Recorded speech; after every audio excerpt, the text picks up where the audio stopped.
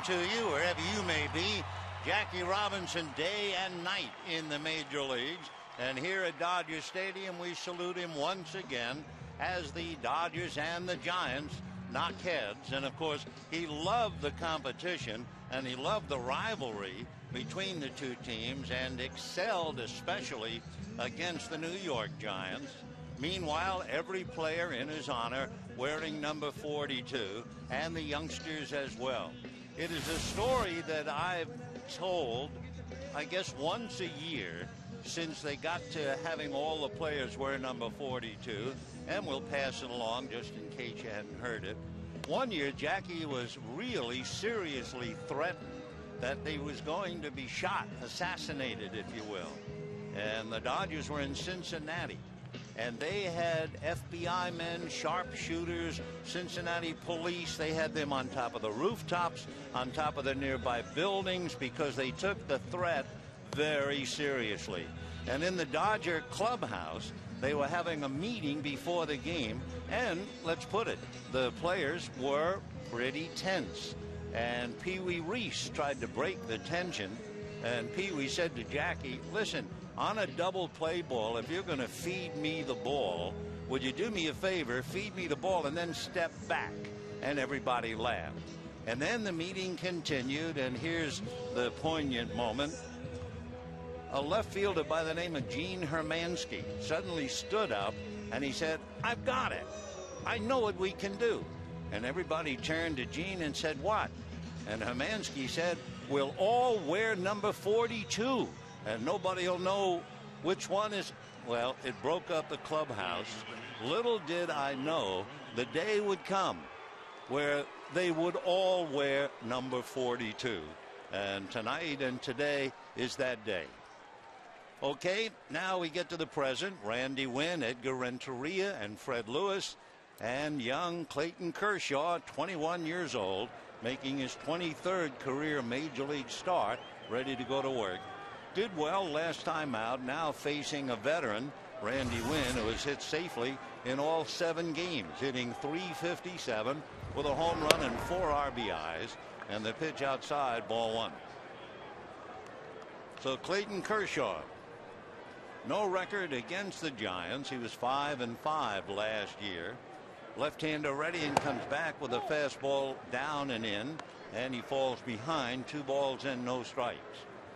Now it's interesting in looking back at Chad Billingsley's game, because Billingsley 11 strikeouts and no walks. 2-0 pitch on the way, and that's in there for a strike. The point about Chad Billingsley, when Billingsley had a hitter with 2 strikes in the count, 0-2, 1-2, 2-2, or even 3-2, the Giants were 0 for 15. Winn, meanwhile, hits a fly ball to center, very playable. Matt Kemp is right there to put it away, and we have 1 out. Let's take a look at the Giant lineup now before the next hitter. Randy Winn and Edgar Renteria, Fred Lewis in left, then Benji Molina, Pablo Sandoval, and Rich Aurelia, the veteran, playing first. Aaron Rowan in center, Juan Uribe at second, and Matt Cain on the mound. So here's the boy from Barranquilla, Edgar Renteria. Renteria, right-hand hitter, takes a pitch a little high, ball 1, 1-0. Renteria with a lot of talent, certainly one reason why he's had a long and excellent career. Holds up on a pitch inside, and so Kershaw has gone 2-0 to each of the first 2 hitters. When he was in San Diego, he made a lot of pitches because he was struggling, trying to get that strike. The 2-0 pitch to Renteria is taken for a strike. Edgar from Colombia, 33 years old come August, came up to the Marlins way back in '96. Swings, hits it foul off to the right, out of play.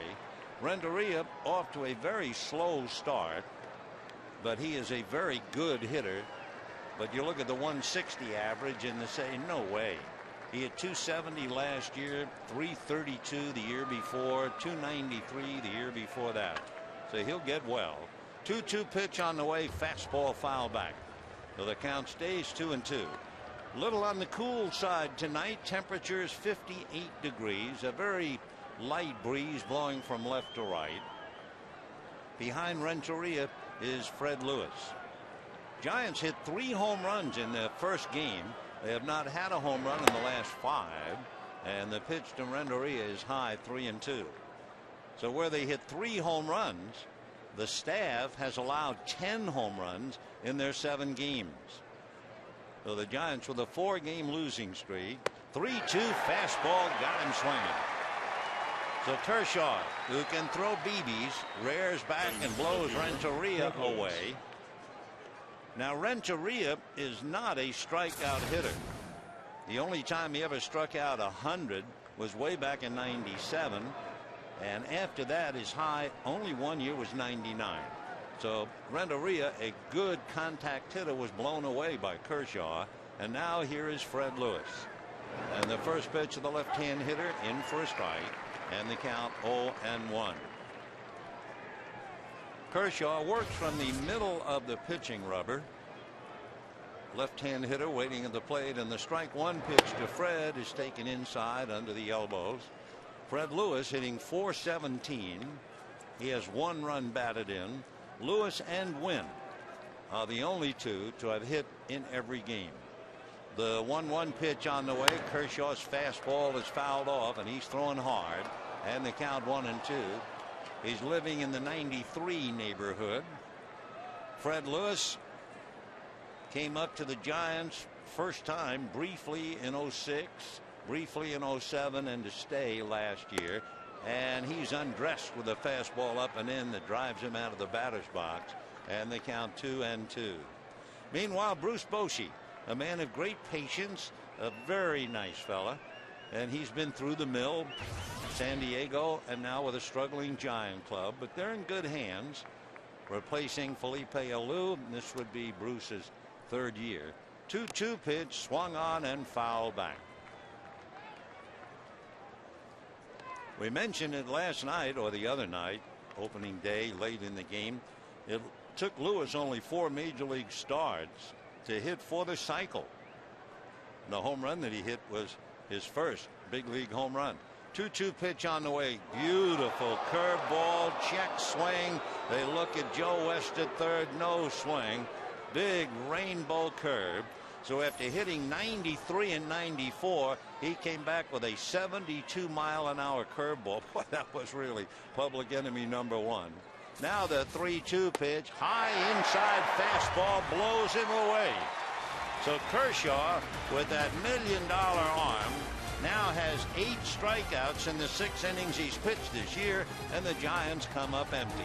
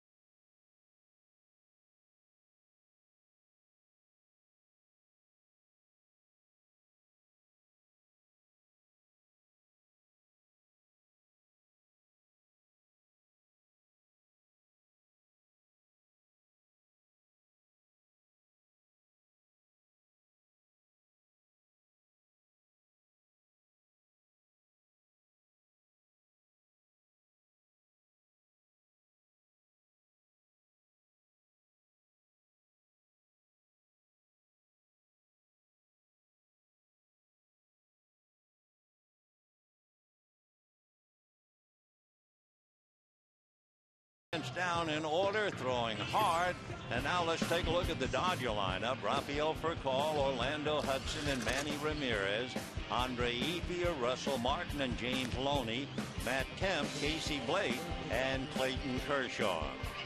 So Rafael Furcal will start it off against Matt Cain, one of the better young pitchers in the league. Out of Dothan, Alabama, lives in Collierville, Tennessee. If you go way back to 1900, only 8 Giant rookie pitchers ever led the team in victories, and Matt Cain had that honor in 2006 when he won 13. And that started in 1901 by a fellow named Christy Mathewson. So Matt throws hard, has pitched well, and has nothing to show for it against the Dodgers. Slap as Furcal runs to bunt. The throw to first, he has beaten it. He got Edgar Renteria flat-footed. So Rafael Furcal runs up in the box, slaps it slowly to short, and legs it out. And that will bring up the cyclist, Orlando Hudson. Over the years, there have been 6 cycles against the Giants. Pittsburgh's Richie Zisk, Houston's Bob Watson, Chicago's Andre Dawson, Montreal's Rondell White, Oakland's Eric Burns, and now add to that list Orlando Hudson. Interesting, in the beginning of a great book, The Tale of Two Cities, remember, it was the best of times, it was the worst of times. And when you compare Orlando Hudson and Andre Ethier, you'll get the point. The pitch is low to Orlando as he shows bunt, ball 1. Andre Ethier is hitting .593 against Matt Cain. Orlando Hudson is 0 for 18 against him. The best of times and the worst of times. Cain looks in to get a sign. Rafael off the bag at first, held on by Aurelia, and draws a throw. Interesting to see Orlando Hudson and what's happening hitting in front of Manny Ramirez. Last year, Ethier hit .425 hitting in front of Manny. Jeff Kent hit .383 hitting in front of Manny. And Hudson leads the team in slugging as he turns to bunt, fouls it back out of play. Hudson has a .697 slugging average, which would be tops on the team. So that's a favorite neighborhood, hitting around Ramirez and especially hitting in front of it. And by the way, Manny Ramirez against the Giants is hitting .414. Now Manny waiting seems strange. No 99 tonight. He is 42 like everybody else. 1-1 the count. Orlando waiting. Cain set at the belt. Matt ready and deals high and tight. Ball 2, 2-1. In Matt's rookie year, he hit a stretch of 6 consecutive starts in which he allowed 1 or no runs. The only pitcher in the last 50 to better that streak did it 7 times in a row. 1981, Fernando Valenzuela. So Matt out of his stretch, looks back over his shoulder at Furcal. And there goes Furcal. The pitch is high. The throw is in time. Nice tag by Edgar Renteria.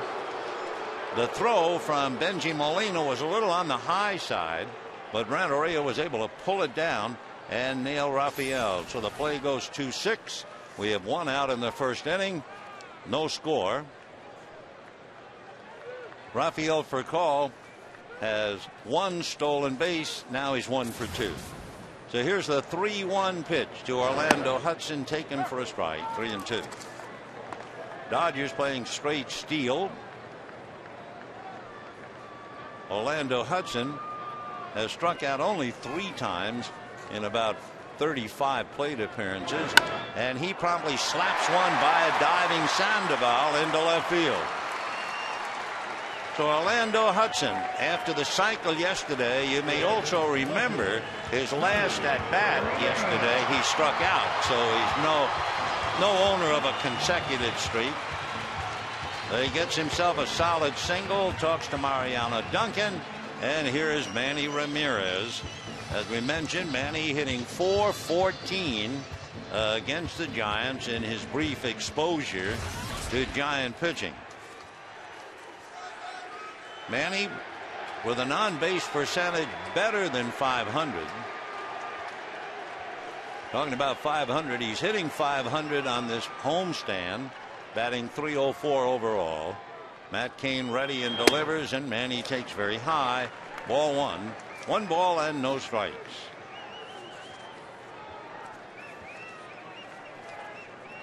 We're in the bottom of the first inning. No score in the ball game. Orlando Hudson has just roped a single to left, and Ramirez trying to move him along against Matt Cain. Now the 1-0 pitch swung on and hit foul outside of third and down the line. Ramirez 2 for 8 against Cain. One of the 2 hits a home run.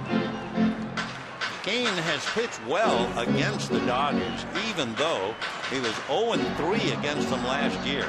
I mean, he is the unlucky pitcher on the Giants squad. 3 defeats, and his earned run average against them last year 2.7. You ought to win a bunch. 1-1 the count.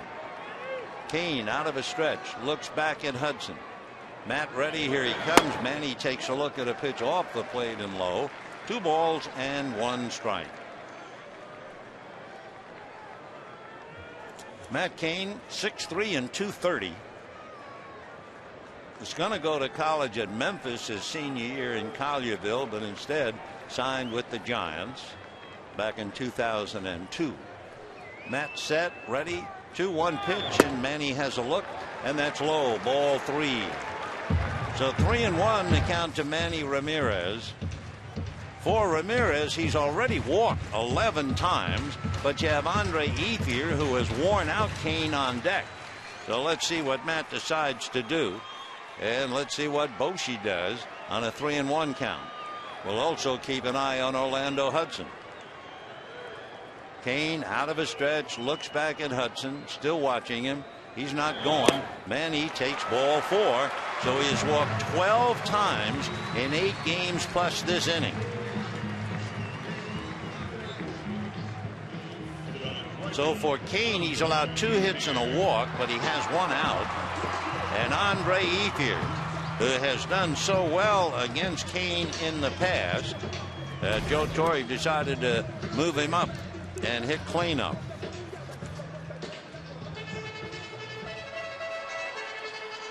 The Dodgers at first and second, 1 out, bottom of the first inning, no score, with Andre Ethier followed by Russell Martin. Ethier putting up big numbers, 16 hits and almost a .600 batting average against Cain. Matt set, ready, and delivers. Change, and he missed outside with it. 1 ball and no strikes. So Cain, who can throw in the 90s, dropped down to 71. 2-1. Orlando Hudson at second, Manny Ramirez at first. Cain also gave up a base hit to Furcal, who was thrown out trying to steal. Now the 1-0 pitch on the way. Fastball grounded to Aurelia off his glove. Picks it up and feeds Cain in time. And the runners move up a notch to second and third. So a hard ground ball to Rich Aurelia. Advances Ramirez to second. Hudson to third. First base open. And Russell Martin coming up. Aurelia, of course, spent a career as a solid shortstop, and he can still do well over there at first base. So Russell Martin checking in. Benji Molina reminding the infield, knock the ball down. Maybe 1 will score, but not 2. So Cain looks in. Martin waiting. He is against Matt Cain. Martin is hitting .250. Cain ready and delivers, and the first pitch missing. Ball 1. 1-0. Russell with a half a dozen hits. Against Cain, he has also walked 5 times and struck out 5 times. So he and Matt have had their battles. Second and third, first base open, 2 out, no score, first inning. Pitch to Martin is off the plate, backhanded by Molina. 2-0 the count. Cain, good fastball, has been clocked as high as 97. He has a cutter, curveball, slider, and change. Now the 2-0 pitch coming up with Loney on deck. And the pitch to Martin very high. Ball 3. 3-0 the count. So James Loney waiting on deck. Loney in the past against Kemp hitting .286. Matt leans in to get a sign. Kind of rolls the ball around in his hand. Now set at the belt. The 3-0 pitch to Russell Martin is taken for a high strike. Up around the letters. 3-1. Fastball at 92.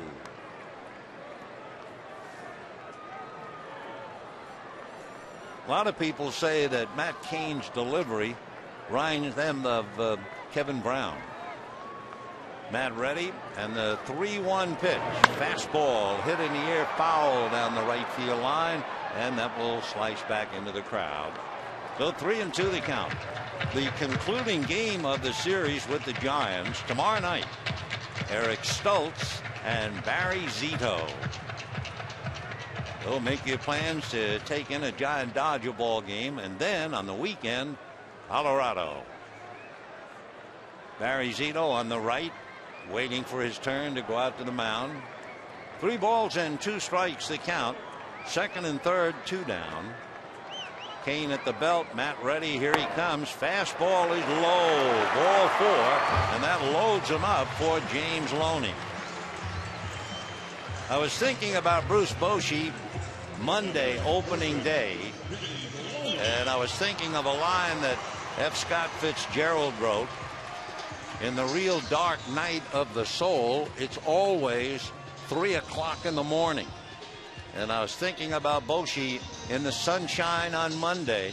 It was sunshine and daytime to everybody here, but not to the Giant skipper. It was 3 o'clock in the morning. Well, right now, the Dodgers have loaded the bases with 2 out, and James Loney checking in. Dodgers have Hudson, Ramirez, and Martin out there with 2 down. Out of a stretch goes Cain, and a big slow breaking ball in for a strike, and the count 0-1. That curveball was 62 miles an hour. That was really a rainbow curve.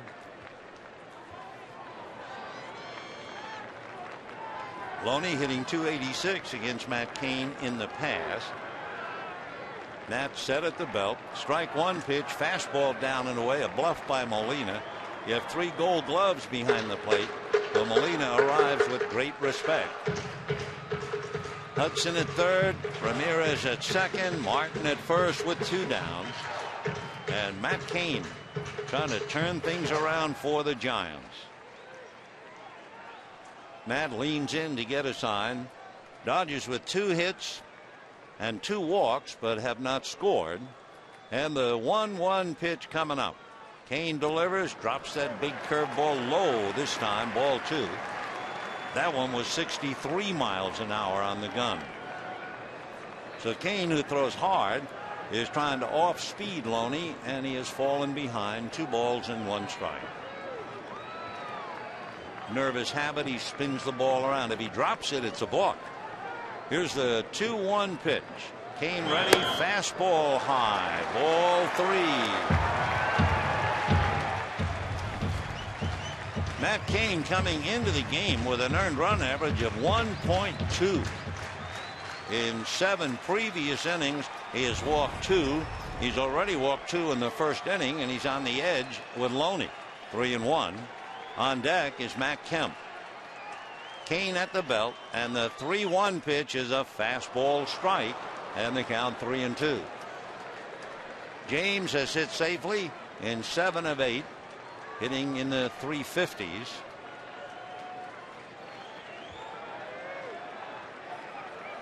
So Matt Cain putting his teammates through the ringer here.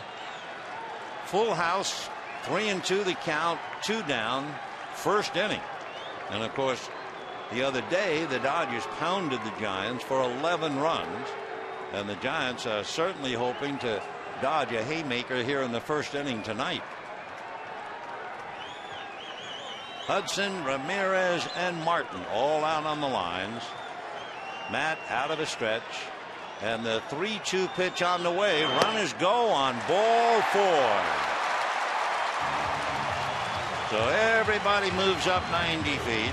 Orlando Hudson brings in the run, and for Matt Cain, he is really off the mark. 3 walks and 2 hits. Of course, you could say it could be a lot worse. and Dave Righetti going out as Orlando Hudson gets 5s in the dugout. And the Dodgers lead the Giants 1-0. Last year, even though the Giants floundered, they lost 90 games. They played the Dodgers very tough. I mean, they split the 18 going head to head. The Dodgers managed to win 5 out of 9 here, but the Giants won 5 out of 9 up there. So here's Matt Kemp. He has one grand slam. He hit it last year against Colorado, Mark Redmond, and he's up there now with a chance to really break it open here in the first inning. Kane was pitching pretty much from a stretch, and Righetti went back out there and I think instructed him to go back to the windup, which is not really much of a windup. The pitch to Matt Kemp is taken off the plate. Ball 1. So for Righetti, he dies a little bit in the dugout, as any pitching coach would. Kane trying to keep his composure, trying to find the strike zone. Ramirez, Martin, and Loney take their leads, and the pitch to Kemp swung on and missed, and a 1-ball, 1-strike count. Matt hitting .357, hit a home run in San Diego to dead center, and has 5 runs batted in. Kane has made a lot of pitches in the inning with all these walks, so you could say he is laboring for sure. Kemp is the 7th batter. This is the 28th pitch, and it's fouled away. So 1-2 the count. So it's the Dodgers raising Kane, and it's Matt trying to put him down here in the first inning. 1-0 Dodgers. Furcal had a slap single to short, but was thrown out stealing. Then Hudson singled, Ramirez walked after Ethier grounded out. Martin and Loney walked for a run. Breaking ball is a big swing and a miss, and down goes Matt Kemp. So for Matt Kane, he hangs tough. A lot of trouble, but he gives up only 1, and it's 1-0 Dodgers.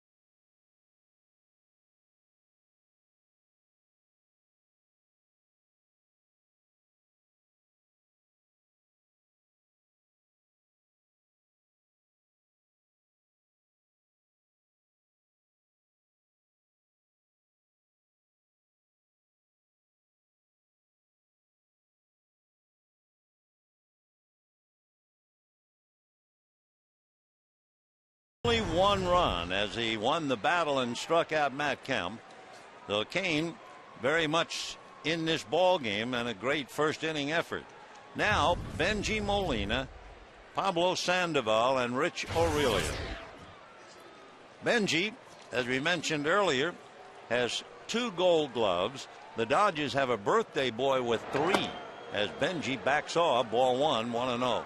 He celebrated his birthday yesterday, and of course no game. We never had a chance to tell you that Brad Ausmus turned 40 yesterday, and Brad has 3 Gold Gloves, and the pitch missing, and so Kershaw has been consistently behind 2-0 despite the fact he faced only 3 hitters in the first inning. Now the 2-0 pitch on the way, and Kershaw's fastball is fouled back and out of play. 2-1 to Benji Molina from Puerto Rico. Benji is one of only 3 active catchers to have won multiple Gold Gloves. Ivan Rodriguez Pudge has 13. Brad Ausmus 3. Benji 2. And his brother Yadier, last year's Gold Glove winner, would appear to be a cinch.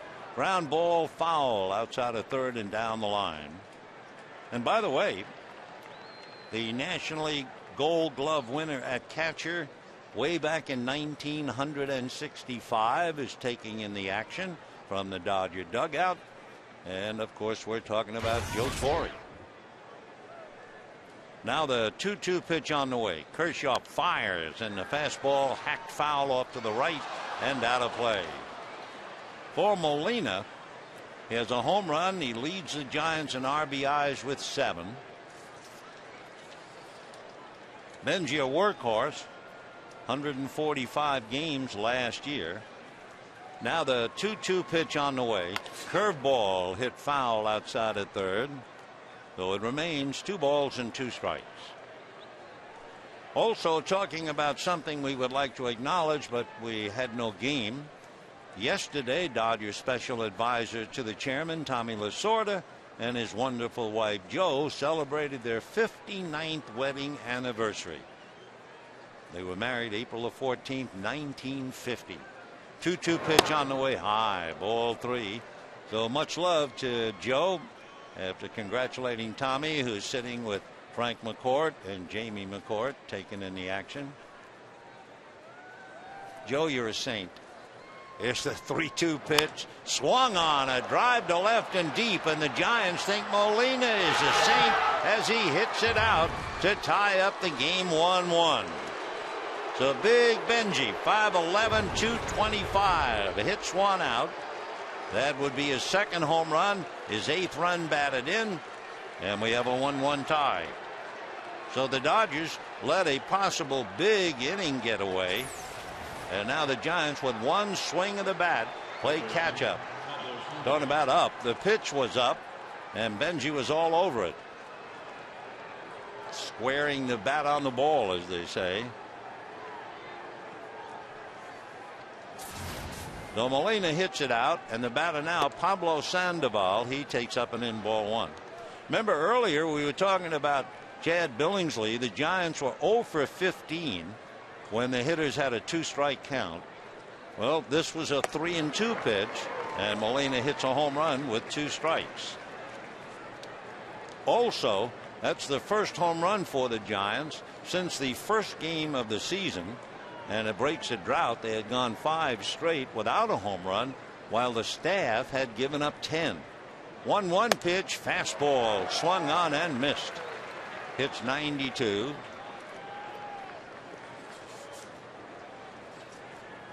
So Sandoval followed by Rich Aurelia. Sandoval was very impressive at the end of last year, and then he had a great spring. The 1-2 pitch, fastball, foul back. So the Giants are very high on him. How well he does with the glove, we're not sure, playing third base. But they feel they really do have a good raw hitter. Pablo Sandoval from Venezuela. Now the 1-2 pitch on the way. Pulls up on a curve in the dirt and picked up by Russell Martin, who lobs the ball to first for strike 3. Sandoval wasn't sure if he had struck out, looked back at plate umpire Ed Rapuano. Breaking ball down, and Rapuano pointed with his left hand, no doubt informed him that he had struck out. That would be the 3rd strikeout for Clayton Kershaw. But it's a 1-1 tie, and Rich Aurelia coming up. Well, we've talked about him so many years. Rich, a Brooklyn boy, originally signed by the Rangers, went to school at St. John's.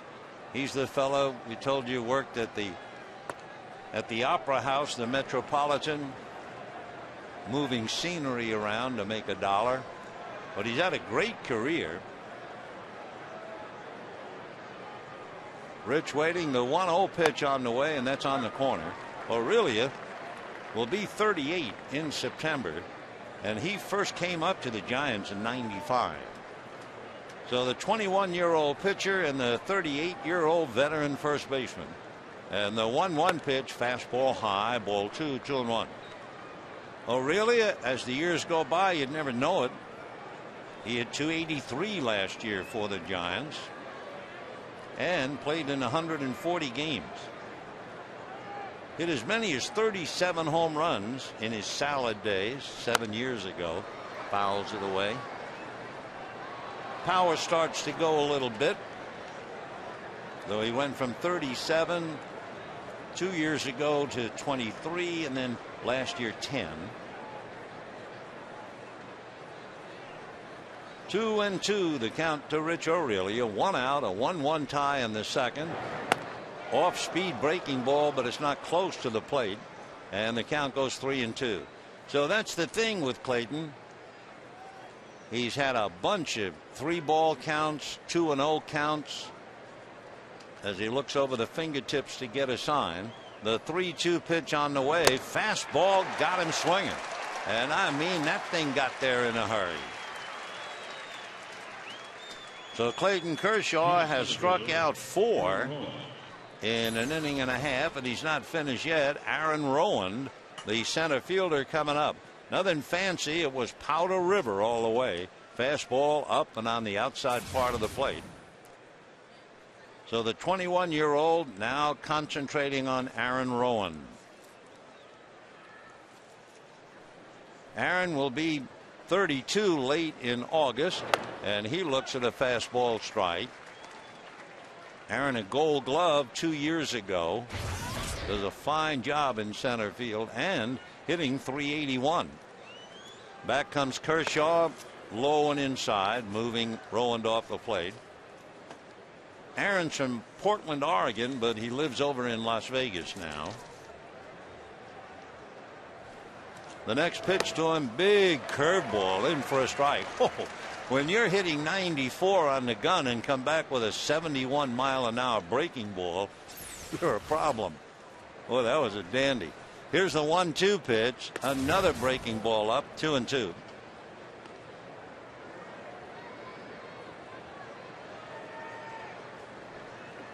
Two down, second inning, a 1-1 tie. Now the 2-2 pitch. Clayton's fastball, a little flare off first. Loney comes over to take care of it, and that's it. So Kershaw's throwing hard. He's got a great curveball. He's brought a lot to the dance, but it was sour music because Benji hits it out, and we're tied at 1.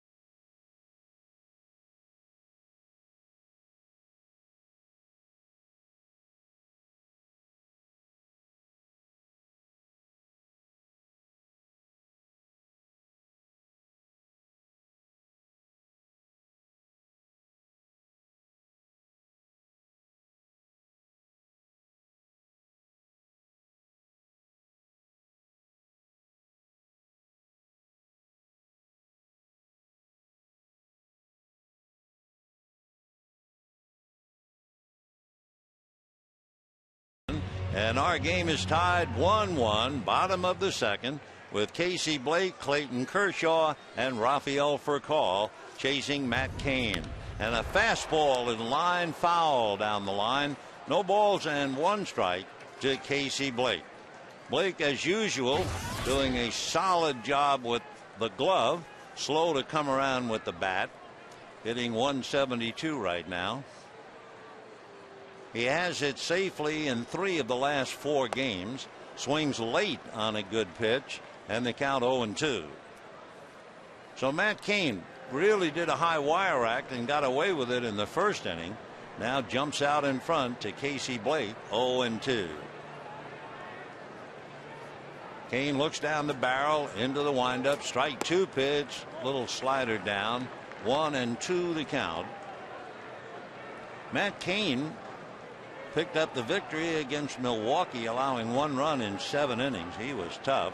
Retired 21 of the 27 batters he faced. And Blake, a drive to left, going back on the ball is Fred Lewis to backhand it on the warning track. So Blake, a long fly ball to left field, 1 away. You know, you can save more than 40% on field level tickets at Dodger Stadium this Thursday with the Giants, or Sunday against the Rockies. Visit Dodgers.com/eSavers. Enter the promo code Kuroda18 to save big on spectacular seats. The batter now is Clayton Kershaw. Hits a slow roller to short. Nice pick on the run by Renteria to get him. 2 down. Mentioning Hiroki Kuroda, who injured the oblique, his side, and is on the DL. The Cardinals got a jolt. Their fine Chris Carpenter, who was so great in his first outing, suffered a damaged oblique. Ironically, for Chris Carpenter, he hurt his side swinging the bat, and the Cardinals were pretty quick to announce he's going to be out anywhere from 4 to 6 weeks. Once you get the oblique, boy, that is really a tough injury.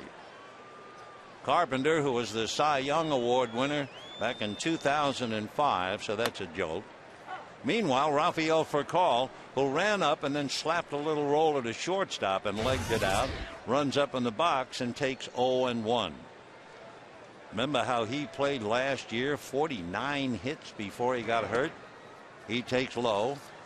Rafael batting .250.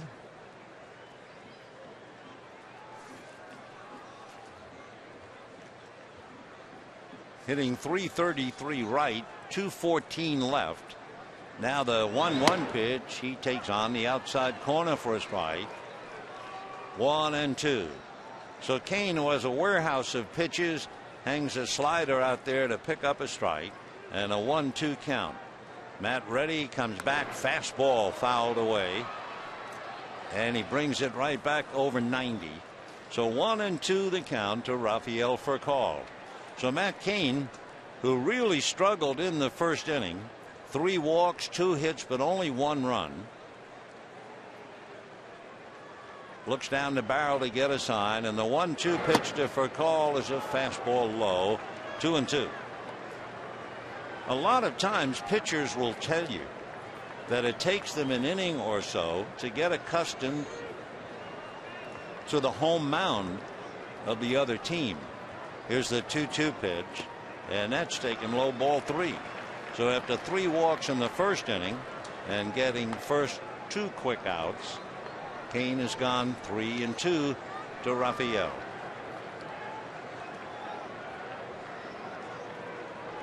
Matt looks in to get a sign, both feet on the rubber, and the 3-2 pitch over the top, swung on and fouled back. Cain really doesn't work from either side of the rubber. He pretty much stands right in the middle of it.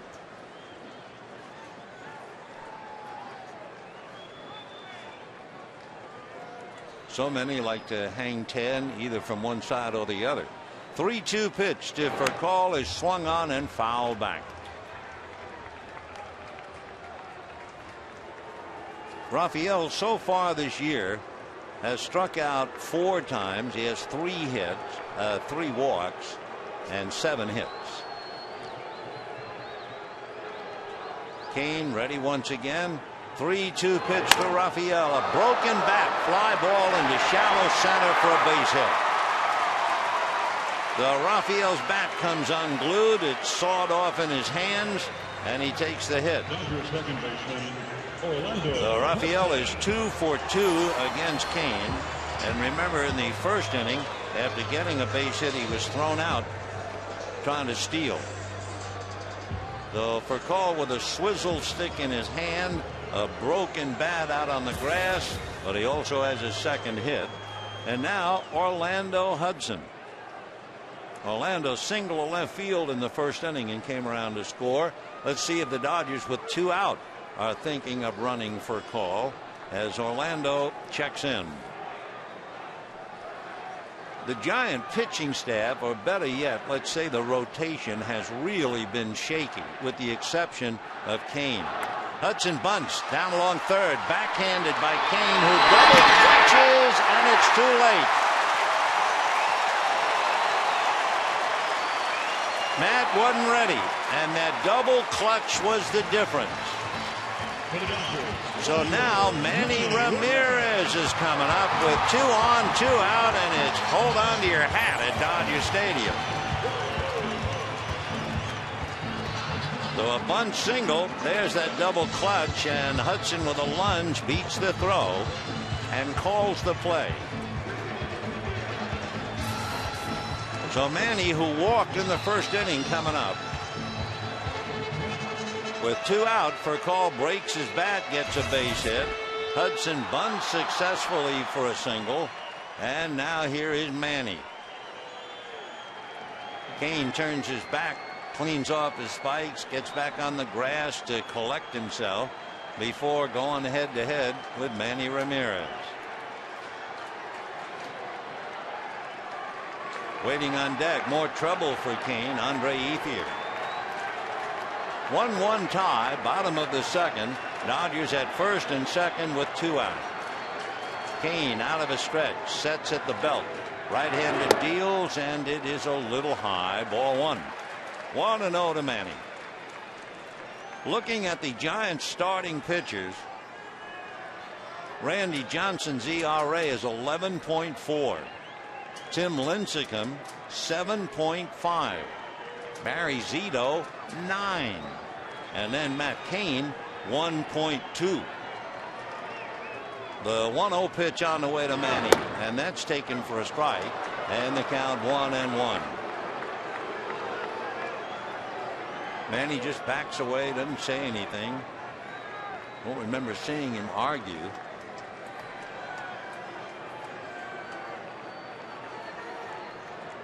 Kane looks down the barrel to get a sign for a call away from second. Hudson at first with 2 out. Now Kane is ready. The 1-1 pitch to Ramirez is swung on, a fly ball to right field. Randy Wynn is right there to put it away. And the Dodgers now come up empty and have left 5 in 2 innings. And at the end of 2, a 1-1 tie.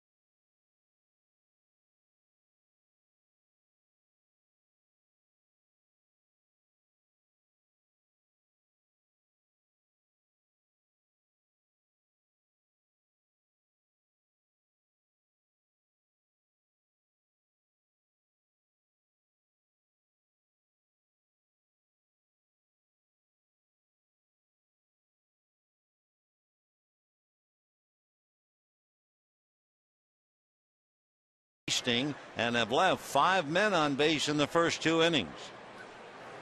So Juan Uribe will start it off, second baseman, and Clayton Kershaw deals in the first one, moves him off the plate inside, ball 1. Juan Uribe from the Dominican, signed originally by the Rockies in 1997. Swings, doesn't get it, and a 1-ball 1-strike count.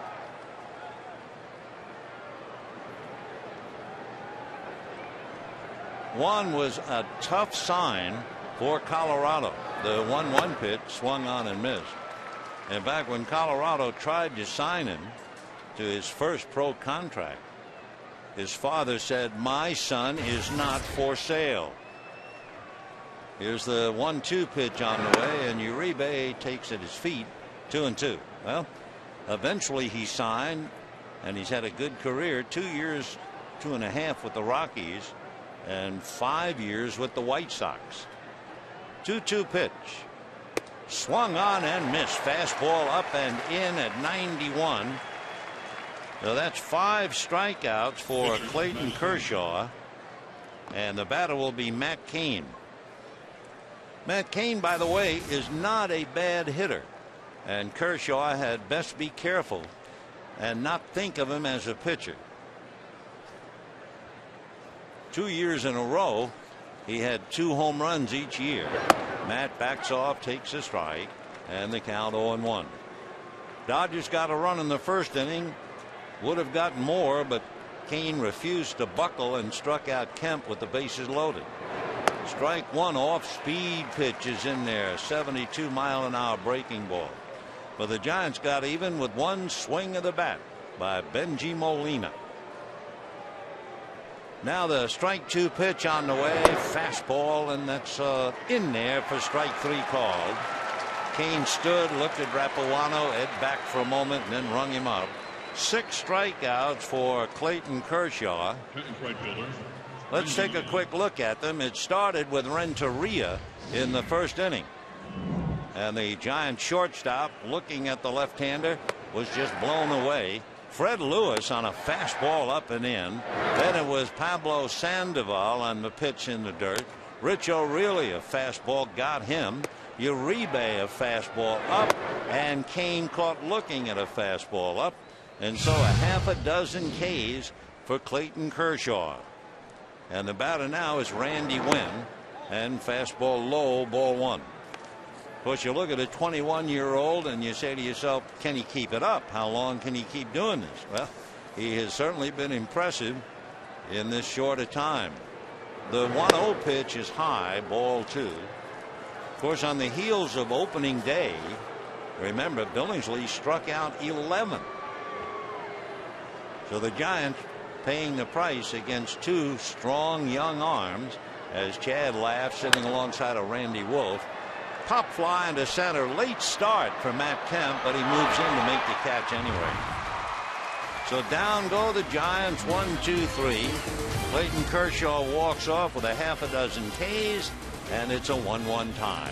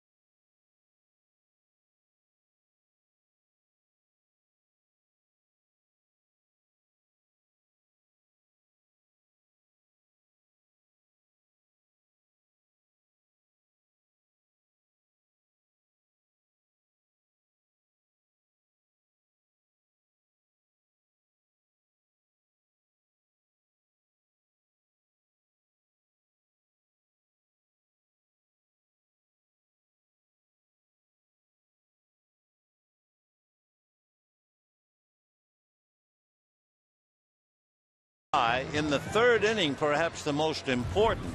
His pitch count only 10 pitches in the third. Now in the bottom of the third, Andre Ethier, Russell Martin, and James Loney against Matt Cain. And the first pitch, check swing, 1 ball and no strikes. Well, Orlando Hudson hit for a cycle on Monday. Ian Kinsler just hit for a cycle for the Texas Rangers. The 1-0 pitch outside, ball 2. Ian Kinsler, second baseman for the Rangers, had a double. Then he hit a home run. Then he had 2 singles. And then he had a triple. The 2-0 pitch, ground ball off the glove of Juan Uribe and on out into right field. So Andre Ethier singles to right and continues to wear out Matt Cain. And the batter now, Russell Martin. The last Ranger player to hit for the cycle was Gary Matthews Jr. at Detroit in 2006. And of course, thinking of a cycle, it was a rare day indeed last year. On September the 1st, Stephen Drew hit for the cycle for Arizona, and that night Adrian Beltre hit for the cycle. Right now, here is Russell Martin, who walked in the first inning. Russell checking with Larry Boa.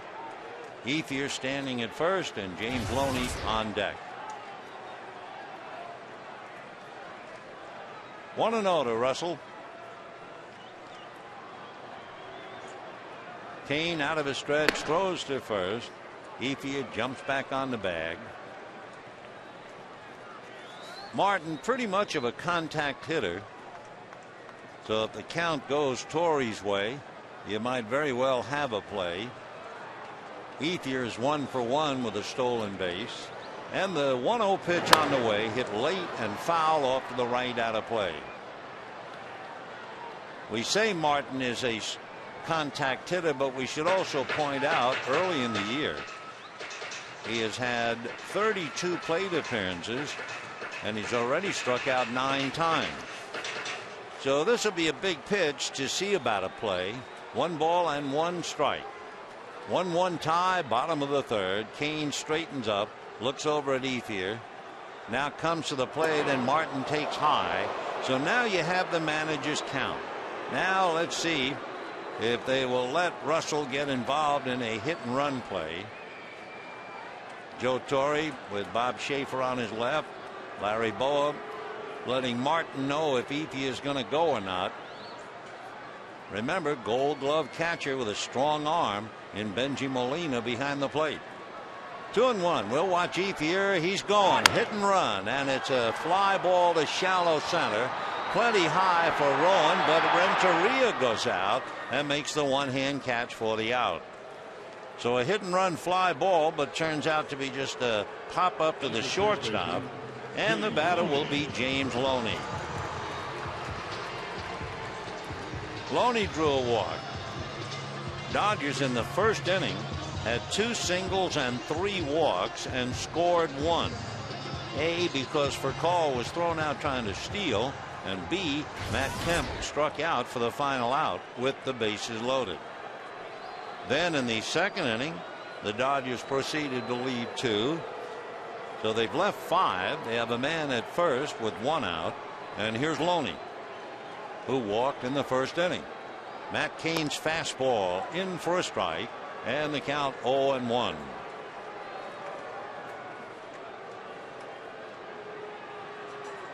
Matt has been the unlucky pitcher for San Francisco.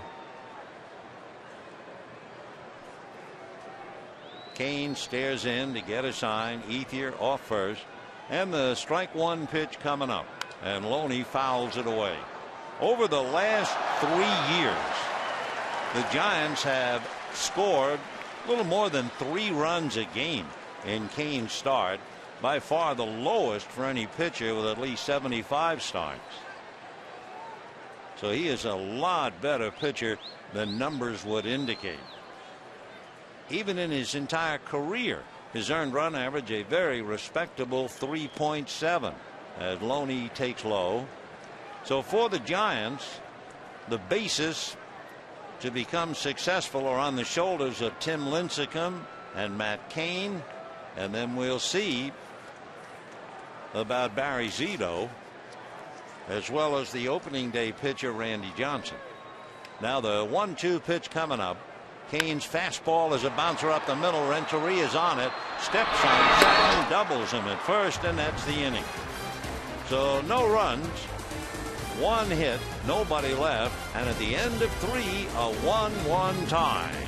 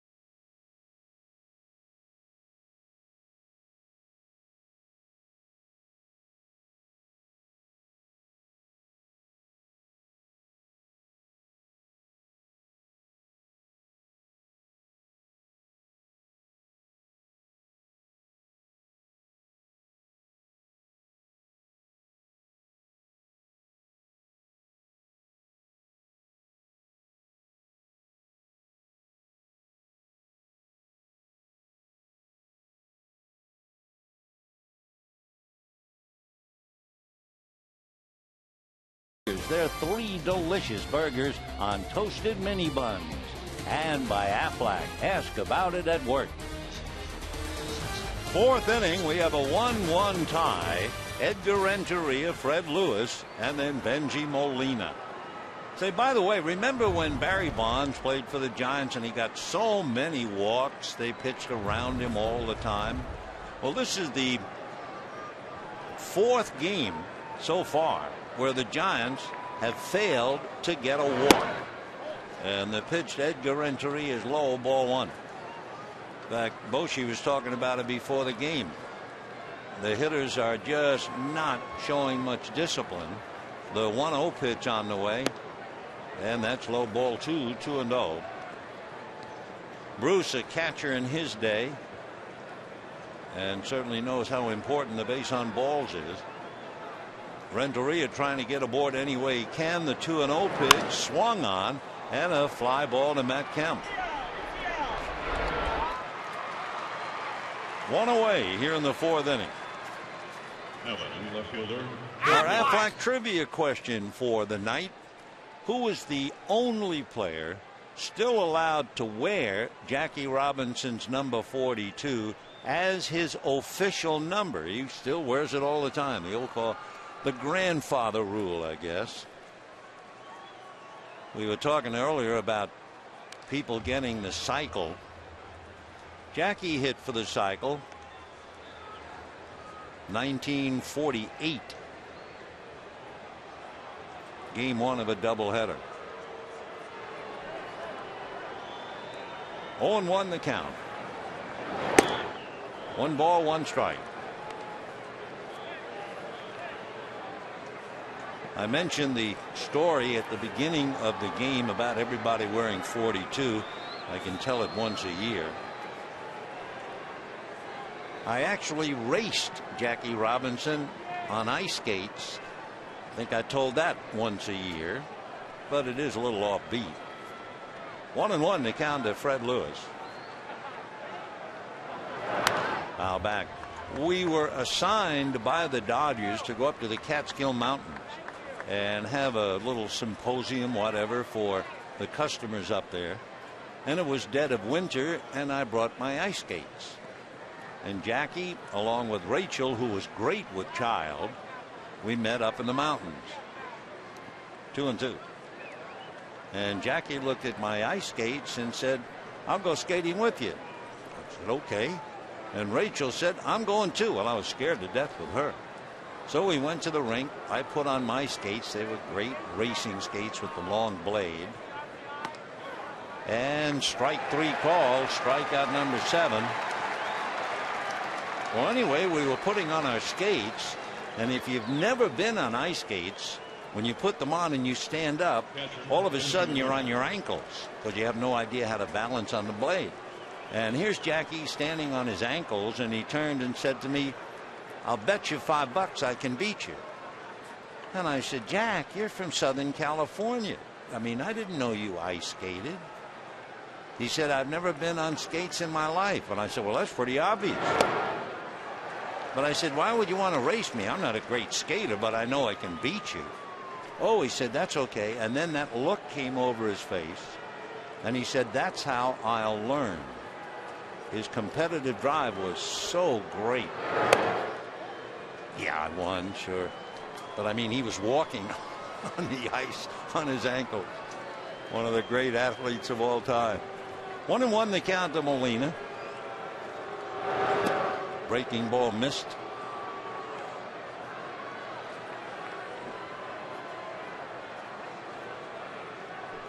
Two out, 4th inning, 1-1 tie.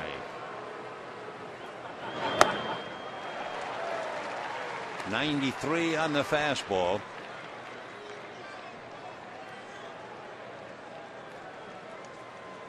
Pretty impressive to have Billingsley go out and strike out 11, and then Kershaw come right back with 7 so far. Fouled away. So Molina, who homered into the Dodger bullpen in the 2nd inning, trying to catch up to 93-mile-an-hour fastballs. 2 balls, 2 strikes. August of last year against the Phillies, Kershaw had 8 strikeouts. Oh, the slow curveball, and Molina so badly fooled. Down he goes. So for the 2nd time in his young career, Clayton Kershaw has struck out 8, but he's tied 1-1.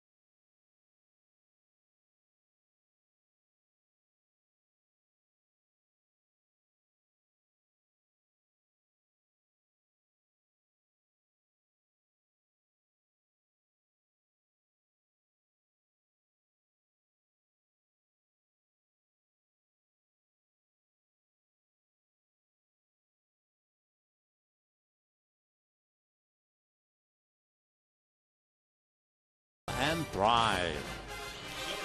We have a 1-1 tie here in the bottom of the 4th, despite the fact Clayton Kershaw has been dominating. He did allow a home run to Benji Molina, but that's it, while striking out 8 in 4 innings. Now in the bottom of the 4th, Matt Kemp, Casey Blake, and Kershaw going up against Matt Kemp.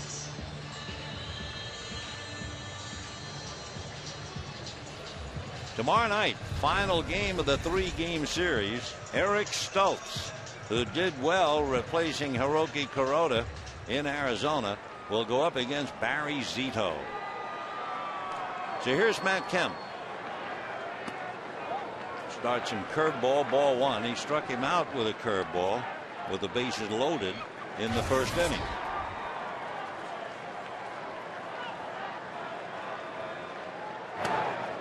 One and one.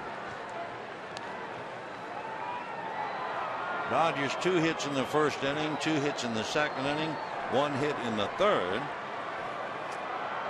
But they have left 5 men in 3 innings.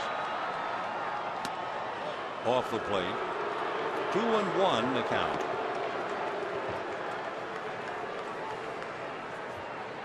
Kemp, Blake, and Kershaw.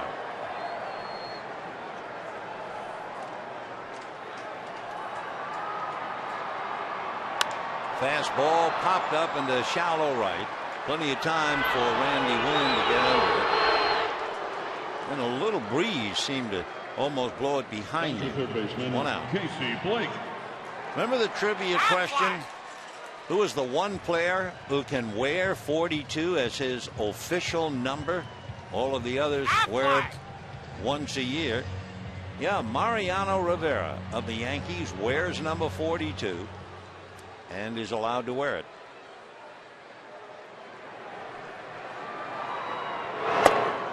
Strike. Casey Blake. Casey flied to left in the second inning.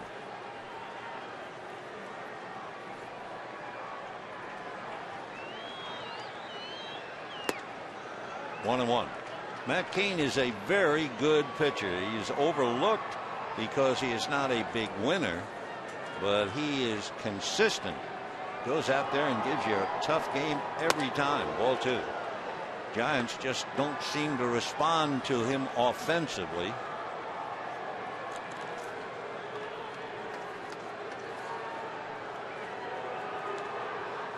Matt's upbringing makes him work hard and be humble.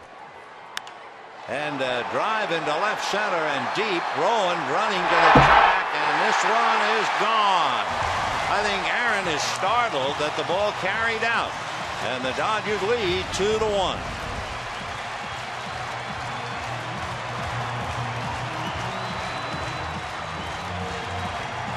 So Casey Blake, who at least for the while is off to a slow start, but that's his 3rd home run. Got out in front of the plate, went down to get it a little bit. Rowan went back and then turned as if he expected to play the ball off the wall, and it carried over the wall. So that'll bring up Clayton Kershaw, leading 2-1, and a strike. In fact, I think Casey Blake might be a little surprised that the ball cleared the wall. And Kershaw, a fly ball. It will be whom? It'll be the left fielder Lewis. Take another look. Watch Rowan going deep into left center, running parallel, looking for it to come off the wall, and it carried over. And when Casey got into the dugout, he had a little bit of a perplexed look on his face, as if to say, on a cool night, boy, that ball really carried. It carried because Casey hit it pretty hard, as he talks to Matt Kemp. So 2-1 Dodgers in the 4th. And with 2 out, Rafael Furcal. Eric Stoltz talking to Russell Martin. They'll be hooking up tomorrow night. Strike to Rafael. Giant pull up the corners, Aurelia and Sandoval.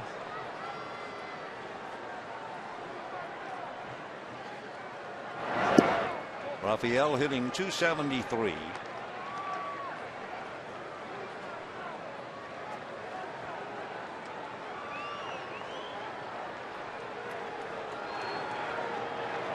Off speed.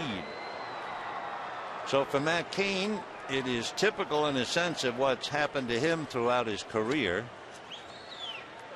Giants have scored just 1.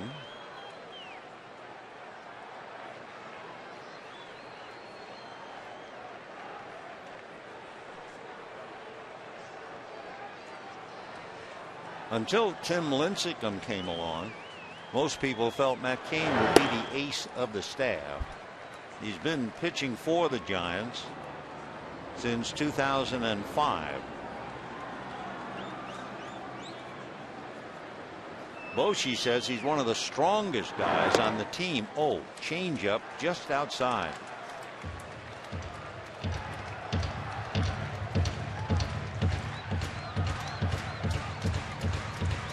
For a young right-hander like Matt Cain, he started 50 games for the Giants before he was 25 years old. And he takes care of for a call. However, he gives up the home run to Casey Blake. And at the end of 4, Dodgers 2, Giants 1.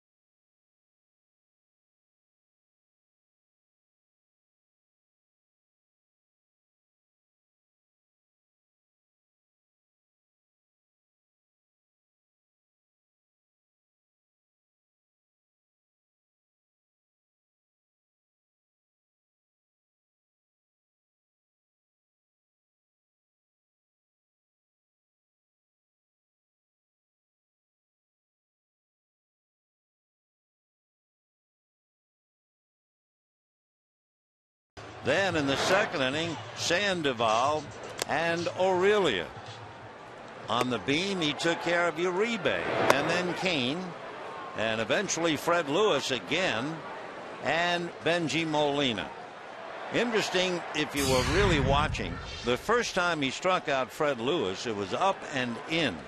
The next time he struck him out, it was down. So let's see what he does with Sandoval, who hits a high fly ball, very playable. Number 42, Manny Ramirez. That sounds strange to say, doesn't it? But for tonight, 1 away. Waiting now for Aurelia. Tell you, the Giants striking out 8 Giants in 4 innings. Still not a walk, although in several instances Kershaw was behind 2 balls and no strikes. He's had a couple of 3-2 counts. But the Giants, if it's around the plate, they're hacking. Ball 1. Eric Stoltz, Barry Zito tomorrow night, concluding the series, and then the Colorado Rockies.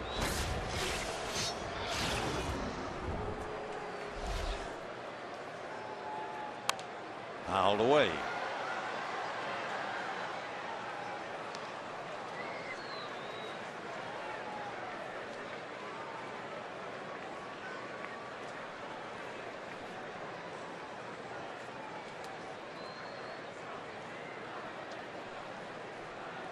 One ball and 1 strike. All right, a 2-ball count.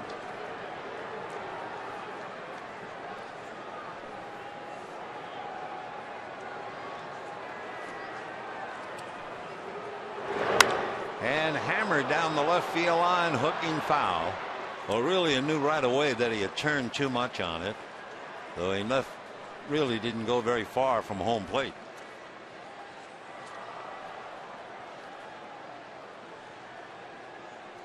Well, really, admittedly, it was 8 years ago. He had 200 hits that year. And you know, there are only 3 San Francisco Giants who have had a 200 hit season: Aurelia, Mays, and Bonds. Oh, there's a 3-2 count. Mays had 208 the first year the Giants came to San Francisco. Bonds had 200 hits. That's Bobby Bonds, 39 years ago. And there it is, the first walk, and applauding is Bruce Bochy, and you can understand why. They went 3 games and 4 1/3 innings without a walk. It is only the second base runner that the Giants have had, and so Kershaw didn't have to pitch out of the stretch before this because Molina, as a base runner, didn't stop. Rowan fouled out to James Loney. Aaron with that unusual batting style, foul back. And we were guessing that because of that style, it's even more pronounced than Bagwell years ago. Rowan gets hit a lot. He has not been hit so far this year, but he's been hit 92 times in his career. 0-1. You just wonder where he picked up that style. I mean, if you see a fella spread eagled like let's say Joe DiMaggio, well, you knew that somebody caught him, that he was overstriding, and they opened him up. Then maybe a Musial who hit with his feet together. Well, look at that. It looks like he's losing his balance, that he'll fall back. Aaron Rowan,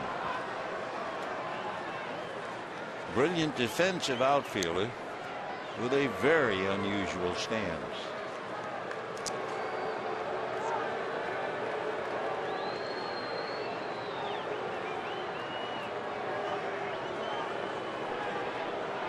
Two and one. And he promptly lines it. Kemp comes up and picks it off. Then throws back, and they'll get the double play. Rich Aurelia felt he did not get a call from second base umpire Alex Campos. Bochy doesn't say anything, but Rich was a little annoyed. Sinking line drive. That's the catch. And I guess Aurelia is still angry, pointing out towards second base, saying he never called it. And of course, Rich was out for me to use. And it's 2-1 Dodgers.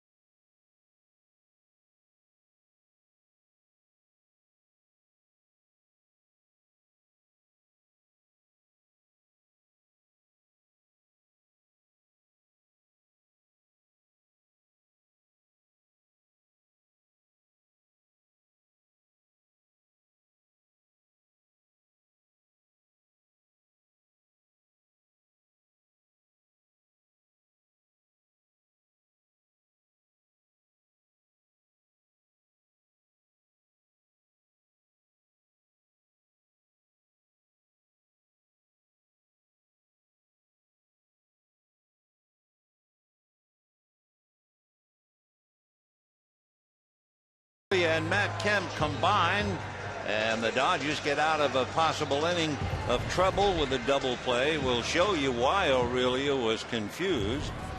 And meanwhile, Orlando Hudson, followed by Manny Ramirez and Andre Ethier.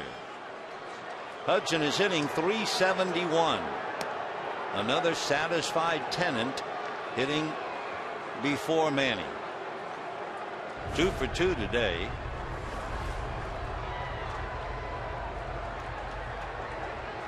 Oh and 1. Another strike. 0 and 2. Dodgers 2 runs, 6 hits. They had 5 hits in the first 3 innings, but couldn't do much. And the Giants run a home run by Benji Molina. Casey Blake homer in the 4th, and it's 2-1 Dodgers.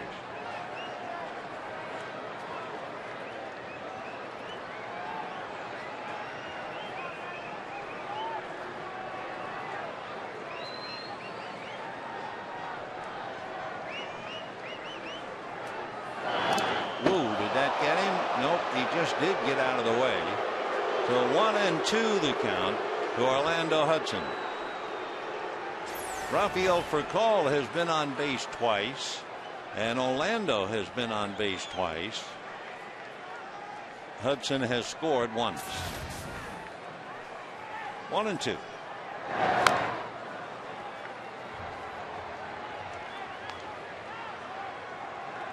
The Giants last year were very successful in one-run games, and that comes as a bit of a surprise for a team that lost 90 games.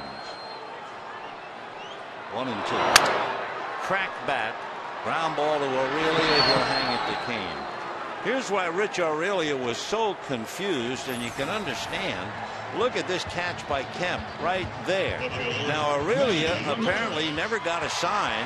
He kept looking out. Is it a catch? Is it not? Is it safe? Out? What's the story? I mean, what am I going to do? And then they double him at first, and he was hot. And he should be, because he really didn't get a sign from Alex Campos, the second base umpire. Roberto Kelly, not much he can do about it. So 1 away. Campos went out there to see the catch, but never let Aurelia know.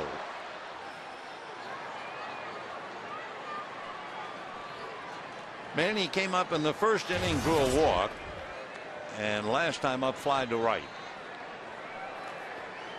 The Giants last year beat the Padres 13 out of 18, 7-0 in one-run games. They also swept the Nationals in 6 straight. So they wound up tied with the Angels, of all people, for the major league lead in one-run wins. They had 31 of them. And what a difference. They tie the Angels in one-run games. The Angels win 100, and the Giants win 72. 1-2 the count to Manny Ramirez. 2-2.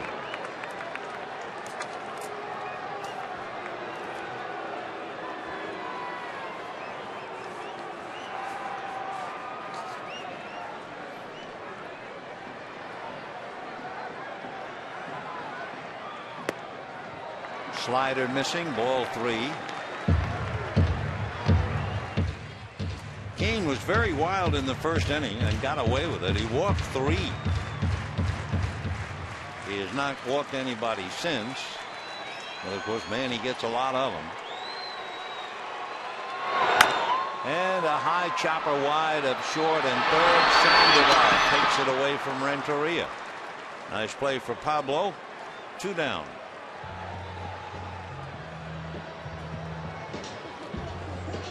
Now Manny, who came into the game hitting .414 against the Giants, is 0 for 2.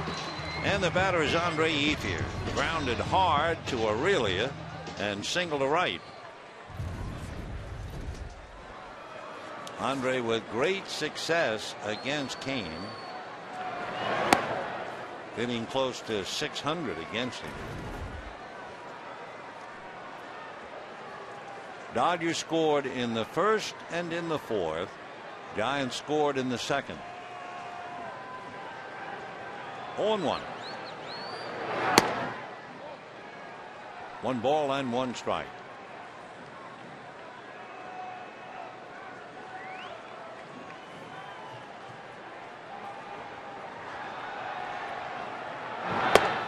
That's away. Ball 2. 2-1 the count.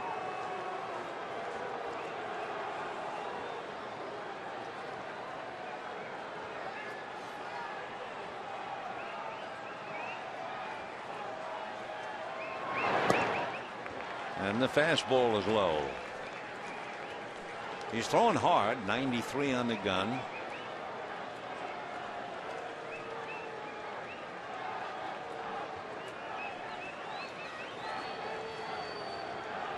And whack down the line, foul into the lower deck.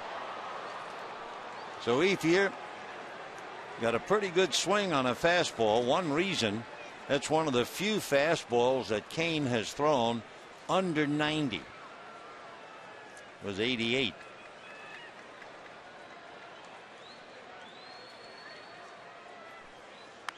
And a foul ball off to the left.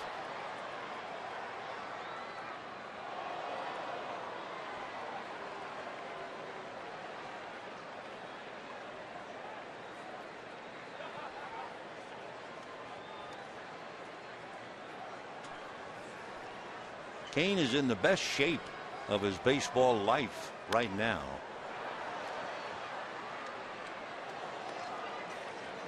It was June of last year when Bruce Bochy called him into the office along with a strength and conditioning coach. And the club was just not totally enamored with Kane's conditioning. Foul ball. So he started to run a lot. He'd run with Zito. He'd run with Brian Wilson. He'd run with anybody else who'd keep him company. And he stuck with it during the off season. So when he got to spring training, Giants were thrilled. All his hard work and conditioning paid off. 3-2. Fouled away. And as Bochy says, it is so important for a pitcher to still have it in the 6th and 7th inning. He said it's like a boxer. You can't go in for one round. 3-2 to Andre Ethier. Another foul ball. He keeps fighting them off.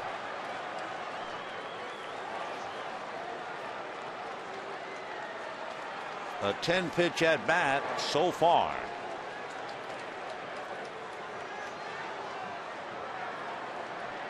Three and 2 to Andre. 11 pitches.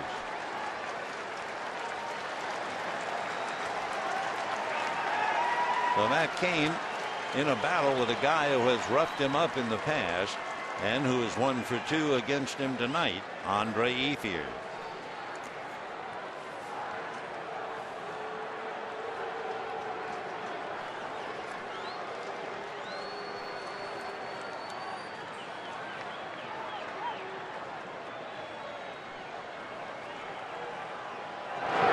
Check swing foul. Last year, Matt Cain gave up 19 home runs, 10 to left-hand batters who hit 268 against him. Right-handers hit 235.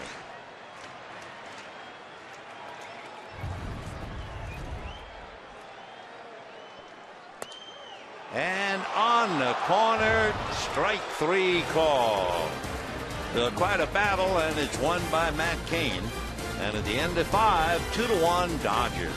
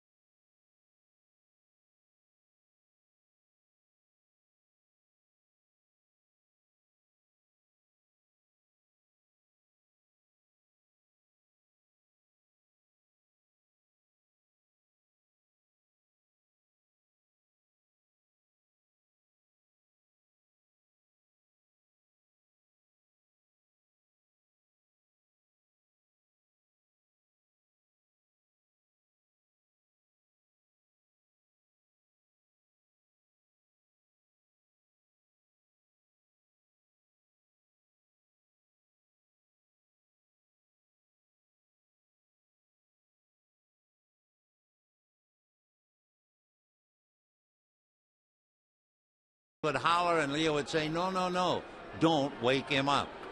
Let's go back to this one.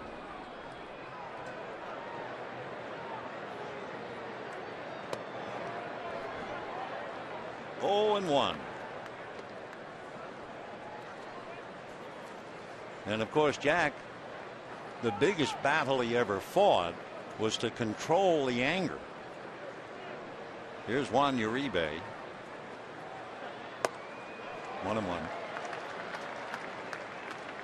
But to watch Jack run down the line from third, or watch him when you knew that someone on the opposing bench had got under his skin, fun to watch. I believe it was Pittsburgh one night in Forbes Field. Somebody got Jackie ticked off.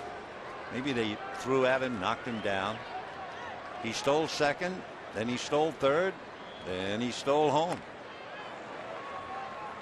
1-2. Juan Uribe struck out in the third inning. Now Kershaw had 8 strikeouts in 4 innings, did not get one in the 5th. Drops that curve ball off the plate. That big roundhouse curve. He's just missing with that. 2-2.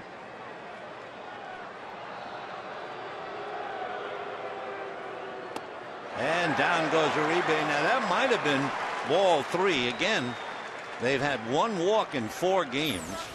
Look at the location of this. Yeah, that's up there above the shoulders. So no wonder they're not walking. Uribe has struck out twice. 9 strikeouts for Kershaw. And the batter is Matt Cain. New career high. Before the game, Boshi was talking about Clayton Kershaw's arm, because he can recognize a good pitcher. He was lavish in his praise. Boom, that's on the corner. 0-2. 21 years old.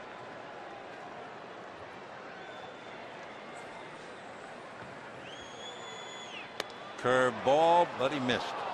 It's tantalizing, and it is just off the plate.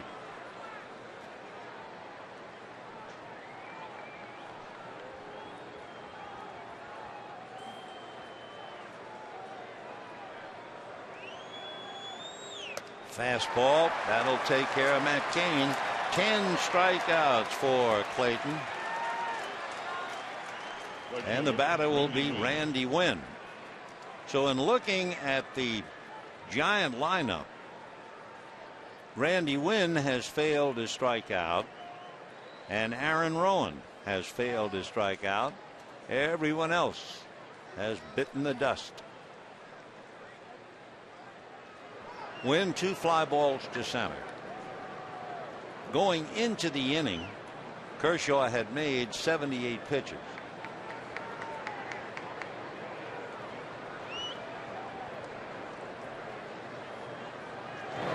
Fastball hit in the air to left field, playable. And he is there. So first pitch swinging, fly ball, that'll be that. And at the end of 5.5, 2-1 Dodgers.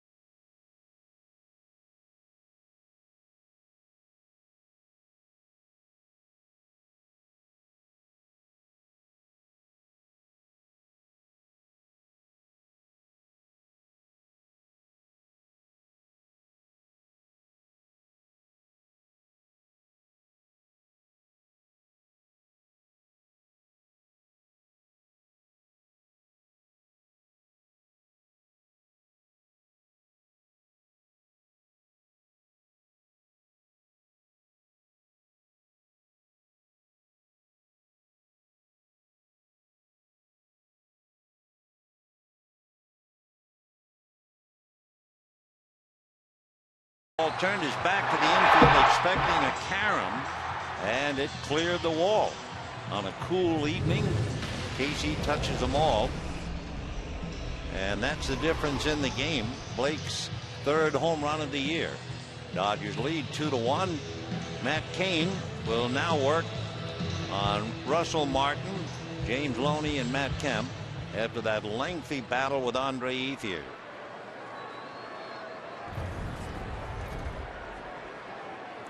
Cain has struck out 3.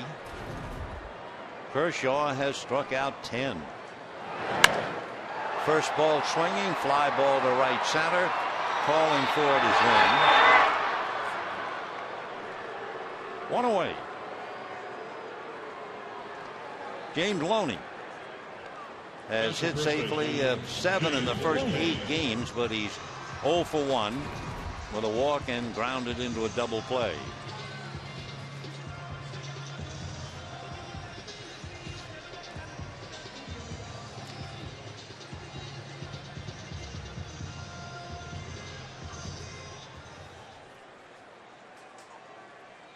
Loney trying to extend a little 4-game hitting streak and hit safely in 8 out of 9. And ball 1.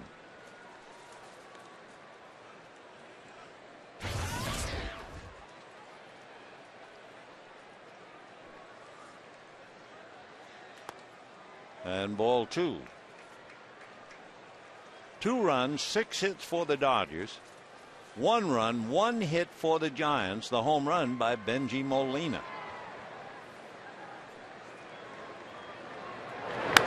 And that's popped up. Sandoval and Renteria, and it will be Sandoval. 2 down. Say new for 2009, the Dodgers will present Friday night fireworks all season long.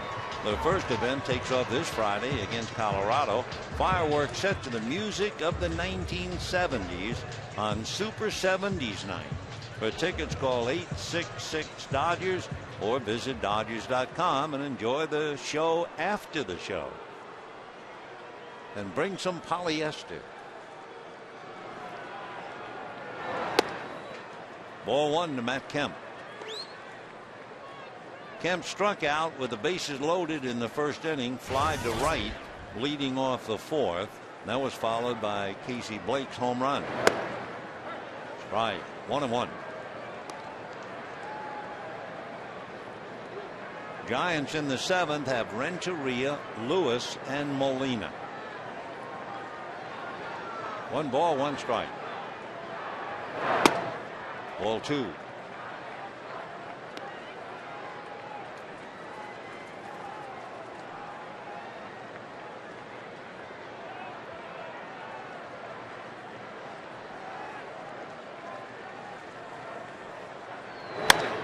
And slicing into right center, and Rowan is going to have to run it down at the wall.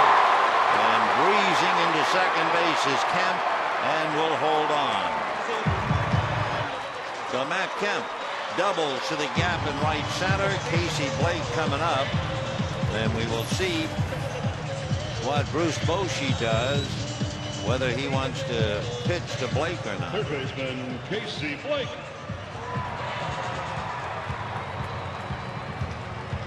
Dodgers 2 runs, 7 hits. And we'll watch Benji. I think they might walk Blake. Yep, they are. So Kemp doubles, and they will walk Casey and try and get out of the inning against Kershaw. Ball 1. It's the 4th walk given up by Matt Cain, but remember he walked 3 in the first inning, and this one is purposely wide.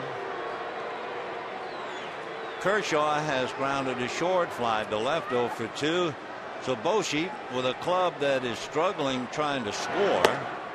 Remember, opening day, they had a heck of a time, and Molina scored the only run. And tonight, Molina has scored the only run. So 2 on, 2 out, Clayton Kershaw. The Dodgers pitcher, Clayton Kershaw.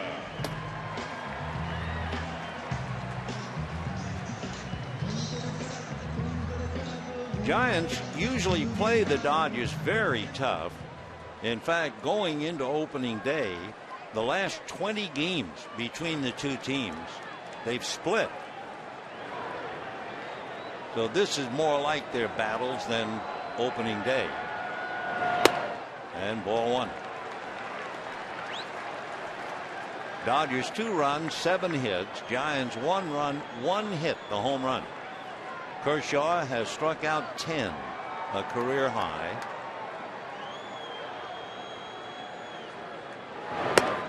And a strike.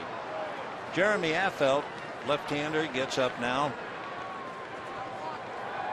If need be, they'd bring him in and they would turn Rafael Furcal around. 1-1. Strike 1 and 2.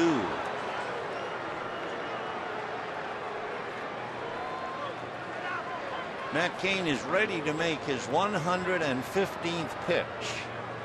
Interesting, he and Tim Lincecum were the guys who made the most pitches last year. Ground ball to Aurelia, and he will take it to the bag. So the Dodgers lead 2, and at the end of 6, 2-1 Dodgers.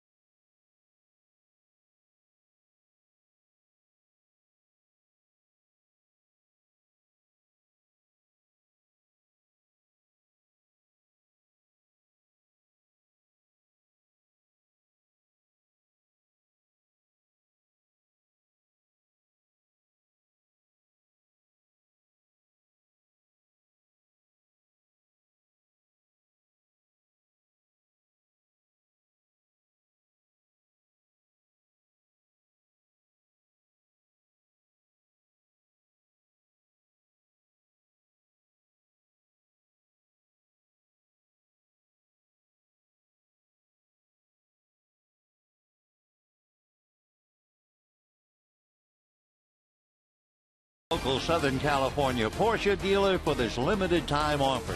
And by the Kentucky Bourbon $6 burger with bacon, bourbon glaze, and crispy onion straws. New at Carl's Jr. We're going to the 7th inning with the Dodgers leading the Giants 2-1. Now, Billingsley and Kershaw together in consecutive games. They're the first Dodger duo with 10 strikeouts or more in consecutive games since Kevin Brown and Chan Ho Park back in 2000 against San Diego. Brown and Park each struck out 13. Ball one. We're wondering about the Giants because the pitch count for Matt Cain is up to 115. And I know that Bruce Bochy might very well have been second guessed a bit because last year the Giants led the majors in pitching starts lasting 100, 110, and 120 or more pitches. And of the 8 Giant starts where the pitcher made more than 120 pitches, 5 of them were by Lincecum and 2 of the other 3 were by Cain. So we'll see if Bochy pulls his pitcher. He's made 115 pitches right now. But Matt Cain sitting there very calm. Affeldt was throwing in the pen. So we'll just have to wait and see. For Kershaw, because he throws so hard and keeps the ball up, he does not have a ground ball out. That's foul. For the Dodger infield, Messrs. Loney and Hudson, Furcal and Blake. Been a slow night. He has struck out 10. There have been 8 balls hit in the air and no ground balls. 2-2. Curveball. What a dandy. Wow. So Renteria badly fooled. Down he goes, striking out a second time. That's 11 strikeouts for Clayton Kershaw. Look at the break on this thing. It's up there, and the bottom just drops out of it. So the batter now is Fred Lewis, who has struck out twice. Fastball up and in, fastball down.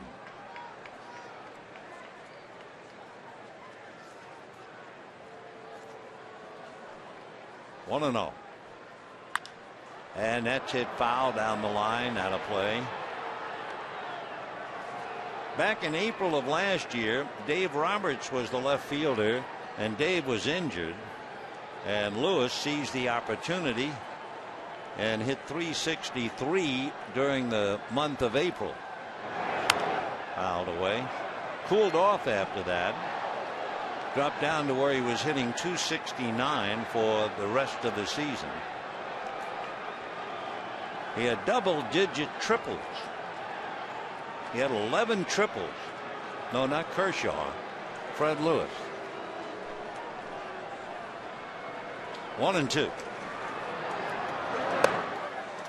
Got him up again, upstairs to strike out Lewis a third time. That's 12 strikeouts. Well, Lewis goes to school, strikes out in the first, in the fourth, and now in the seventh. Just above the belt with a lot of late movement. And so now the one man who hit him, Benji Molina, who homered leading off the second inning.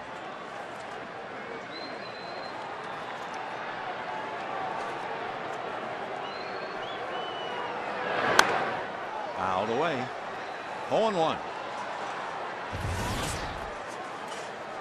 Tomorrow night, Eric Stultz, who has a very tough act to follow. Billingsley strikes out 11, gives up 1. Kershaw strikes out 12 and has given up 1. And Stultz and Zito tomorrow evening. Randy Wynn talking to Eric Stultz down in the pen, far corner of the dugout. Boy, Randy pitched well over in Arizona. There's that curveball, but it stayed up. Crowd wants every pitch a strike now. 2-1.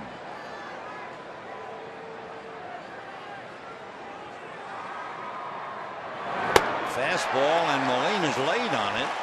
That's a 91-mile-an-hour fastball, and we're in the 7th inning.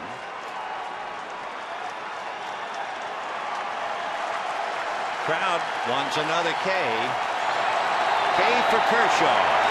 K for Koufax. 2 balls, 2 strikes. Breaking ball, 3-2, and the crowd groans. He has now made 104 pitches, so he's into 15 pitches so far here in the 7th inning. 3-2. Fastball got him swinging. Whoa. He strikes out the side. He has struck out 13. And young Clayton at 21 is hanging a bunch of Ks like wallpaper out there. And we're going to the bottom of the 7th, 2-1 Dodgers.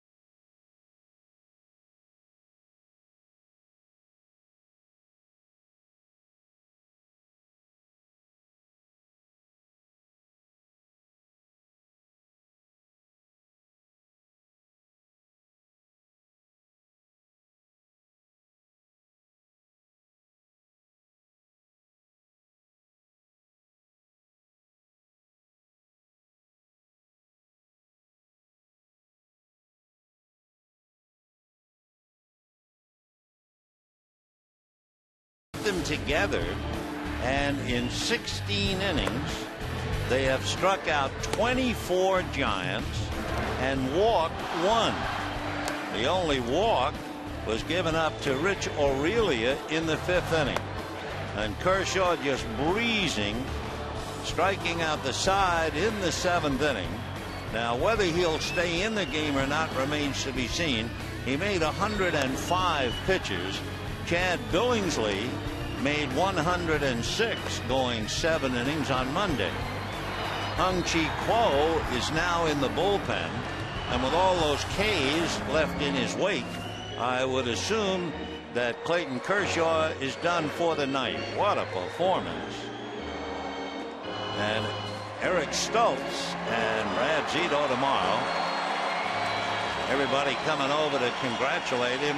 Hugs from Matt Kemp, Casey Blake patting him on the shoulder. Since Fernando, 13 Ks, and there'll be a call to Dallas, I'm sure. Hey, Mom, you'll never guess what happened to me tonight. So as Kershaw finishes off his night, the Dodgers are far from finished. Bottom of the 7th inning. And as figured, Jeremy Affeldt comes in. That turns for call around. That makes him hit right-handed.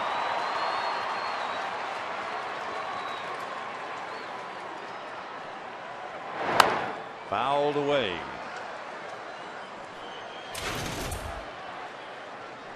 So Jeremy Affeldt comes out of the pen. Born in Phoenix, but he lives in Medical Lake, Washington, up near Spokane. Passed up a scholarship to Gonzaga in order to sign with the Kansas City Royals. I don't know whether the Kershaws have the Major League Baseball package. If they do, you know, Marianne, his mom, was watching every pitch. 13 strikeouts. Remarkable. For the Giants, no one left on base. That's small consolation. But outside of Molina's home run, the Giants had Aurelia who walked, and then Rowan, that fly ball, the great catch by Kemp, and they doubled up Aurelia. 2-1 to Raphael, who was 2 for 3. Full foul down the line. For call, hitting .265. In checking Jeremy Affeldt, for call 2 for 5 against him. Matt Cain, it's the same old Matt Cain. He pitches so well and gets so little for it. Off speed, strike 3 on the corner, and that'll do it as for call strikes out a second time. 1 away. Well, now let's take a look. These fans like the Dodgers, and these fans, they love the Dodgers. Want to show the world it's not like it's love? Well, put your favorite team logo out there for everybody to see with Dodger banking, only from Bank of America, official bank of Major League Baseball. Visit bankamerica.com/Dodgers. That's in the dirt. Orlando running up as if to bunt. 1 ball and no strikes.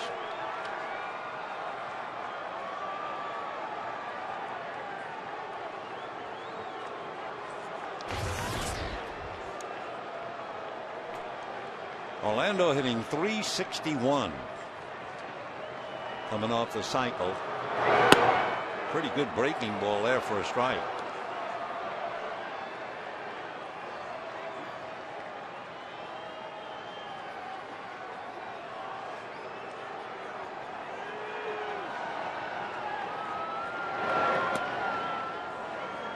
Two balls and 1 strike.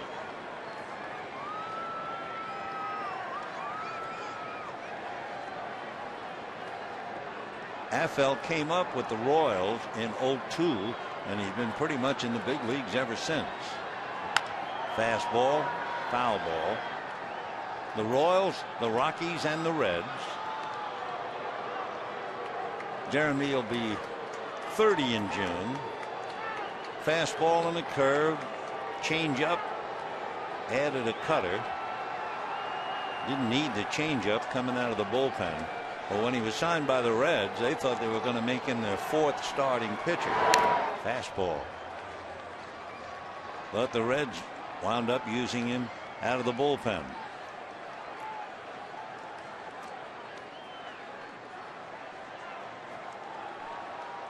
Two and two the count.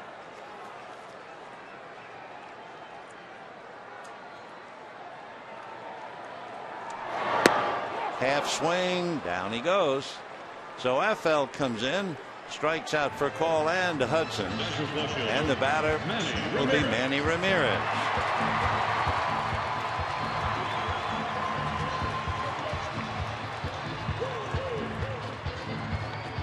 Five Dodgers have struck out and 13 Giants. Kershaw got the 13. Kane had 3. Affeldt has picked up 2. Manny has walked, flied to right, grounded to short. Casey Blake, a very interested observer, and he ties up Manny, and that's that. A very good inning from Jeremy Affeldt. And at the end of 7, Dodgers 2, Giants 1.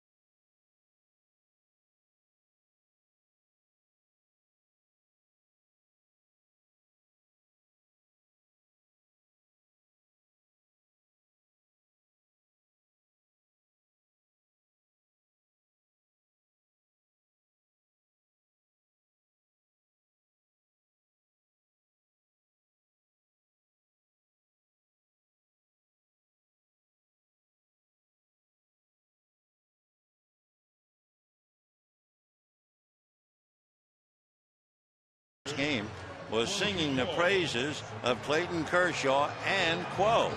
Well, he's seen enough of Clayton, and now he's going to look at Hung-Chi Kuo.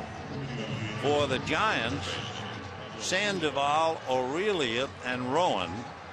And in that Giant lineup, there are only 2 who have failed to strike out. Randy Wynn, 3 fly balls, and Rowan, who fouled out and flied out. So Hung-Chi Kuo getting ready.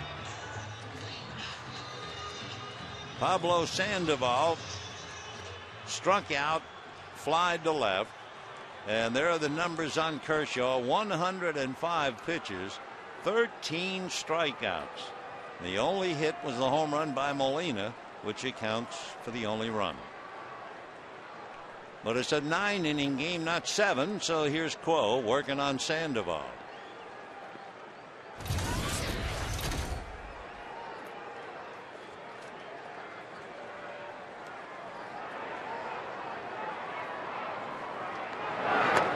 Starts in breaking ball for a strike. 0-1.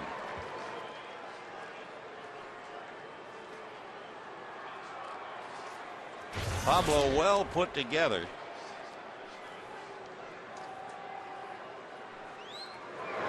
And is hit. I think he got him on the left side, maybe in the stomach. Take another look. Sandoval is about 5'11", checks in at least 240. Right in there. Just above the belt. That didn't get the shirt. That got what's inside the shirt. So Boshi will take Sandoval out, and we'll have a runner, but it's going to be a problem for us because, as you know, everybody's wearing 42.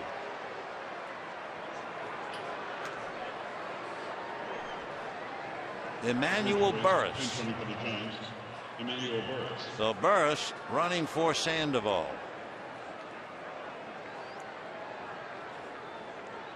So for the Giants, a hit batter right there. How about first baseman Rich Aurelia?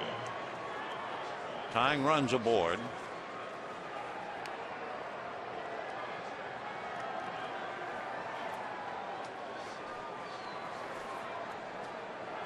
Rich Aurelia has struck out and walked 0 for 1.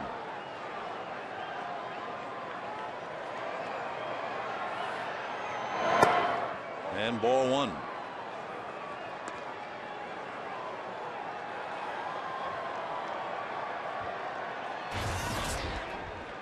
Aurelia taking a long look at Tim Flannery. Emmanuel Burris 1 for 1 in stolen bases.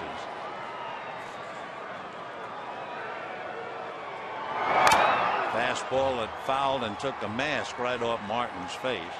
In the Dodger bullpen, they back up Quo with Ronald Belisario.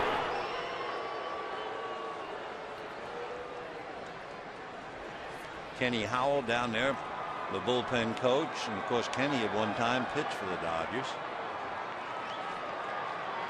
Hung-Chi Quo trying to shut him down. Quo in his 4th game has worked 3 innings. There goes the runner on a hit and run foul ball down the line in the stands.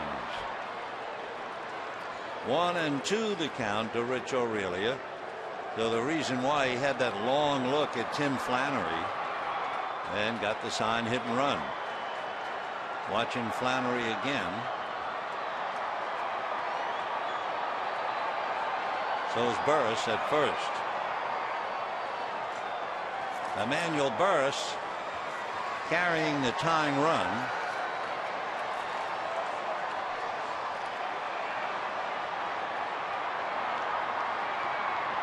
Burris stole 13 bases last year, stole as many as 51 before they called him up. He's got the wheels.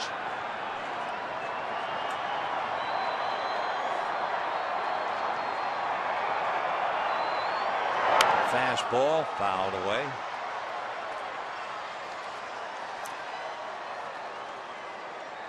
With Aurelia not playing much, it's a little risky. He has only struck out once until tonight when Clayton Kershaw got him once. But we mentioned earlier he has been a contact hitter just about his entire career. He has never struck out 100 times. And he promptly bangs it into left center. Kemp over to cut it off, but Burris flying to third. Throw goes into second, and so the Giants are very much in business at the expense of Hung-Chi Quo. Aurelia now will come out for a pinch runner as the Giants try to come back. First and third, nobody out, and Aaron Rowan will be coming up. Rowan and Wynn are the only two who have not struck out, and Joe's coming out with a hook, I believe. He's got Belisario down in the pen, and he's going to bring him in. So Hung-Chi Quo comes in, hits Sandoval, and then gives up a base hit to Aurelia, and we'll be back.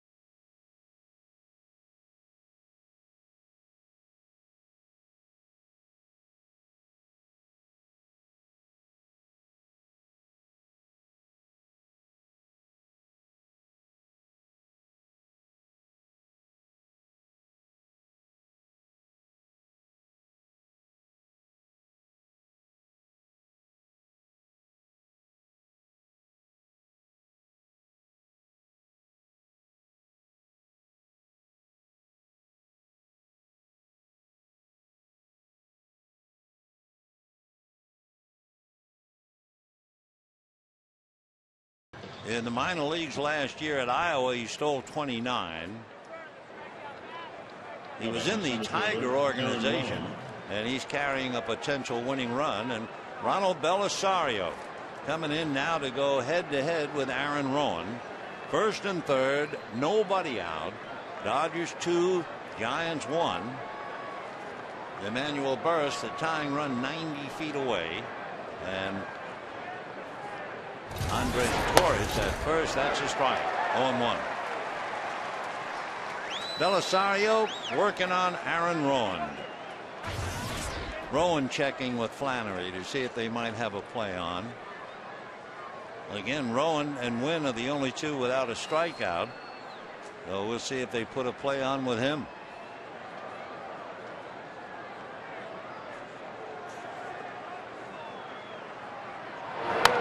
Fouled away.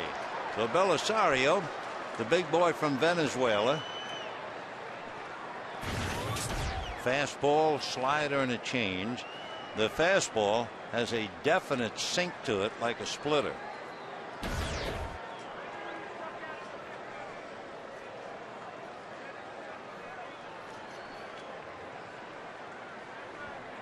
Oh, and 2 to Rowan.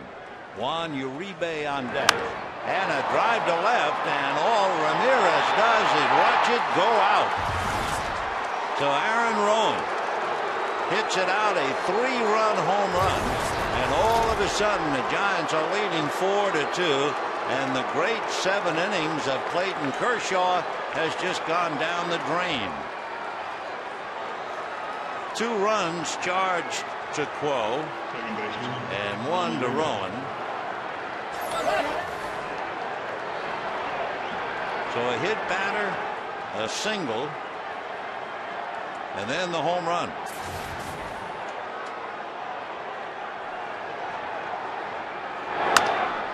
Ground ball to Orlando Hudson.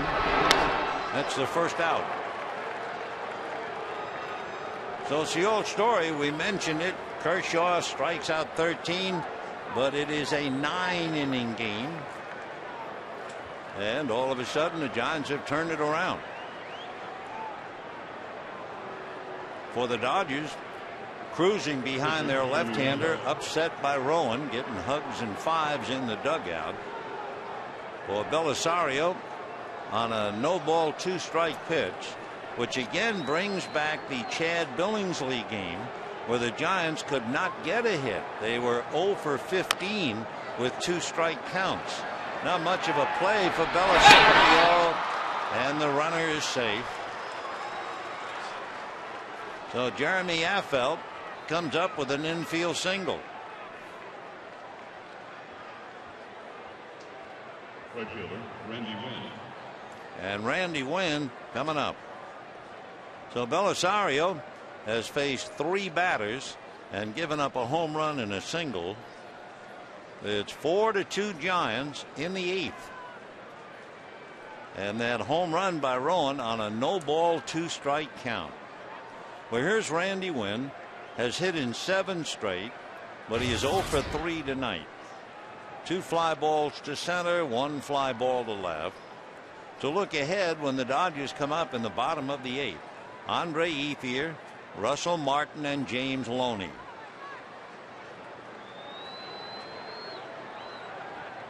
Four runs, 4 hits for the Giants.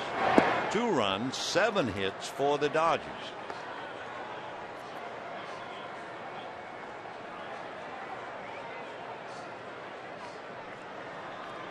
Affeldt at first.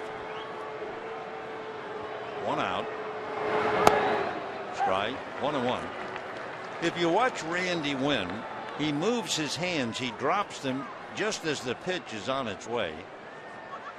If you're in the minor leagues and you do that, they call it a hitch. If you're in the major leagues and you do that, that's just your style. And of course, Randy has been around a long time in the big leagues. And despite having what you might call the hitch, hadn't bothered him at all. Randy came up with the Devil Rays in 1998 after being signed out of Santa Clara by the Marlins. Affeldt at first, 1 out, 3 in 4-2 Giants. And so Randy Wynn joins the club as he strikes out, which means the only man to have not struck out in the Giant lineup is the hero, Aaron Rowan, who hit the 3-run home run. Rowan had fouled out, flied out, and then hits the crusher here in the 8th.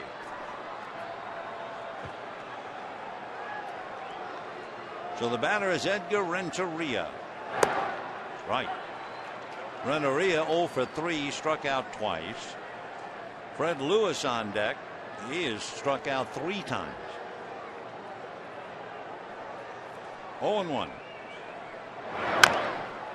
Little ground ball to third. Blake has to barehand it and throw him out. He knew if he had to transfer the ball that Renteria might leg it out, but Aaron Rowan is the man of the moment at the end of 7.5. Giants 4, Dodgers 2.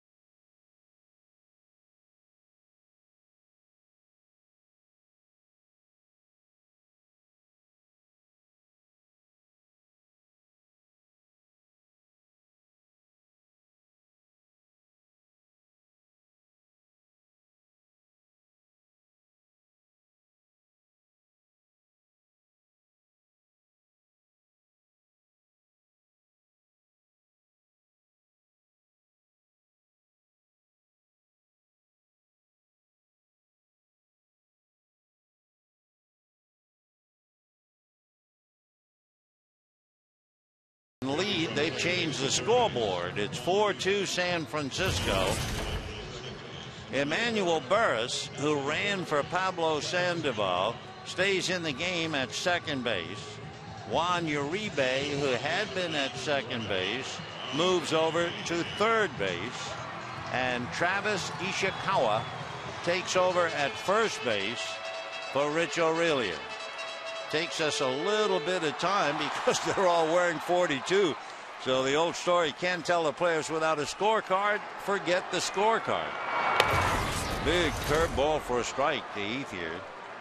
Grounded out, single, struck out. All those against Matt Cain.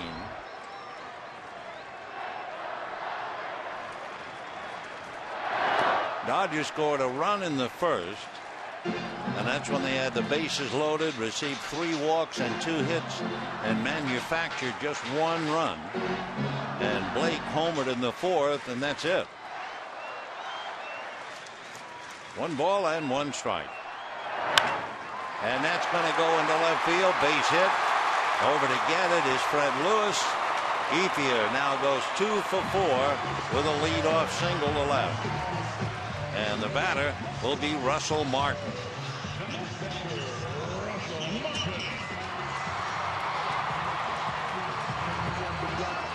Now Bruce Bochy walking certainly with purpose out to the mound. And he wants the ball. So that'll do it for Affeldt. Bobby Howry has been warming up in the pen, and Howry will be called in. Gives us a chance to give you the paid attendance tonight. Game 2 of the 3 games, Stultz and Zito tomorrow night. 42,511 are here. and we'll be back.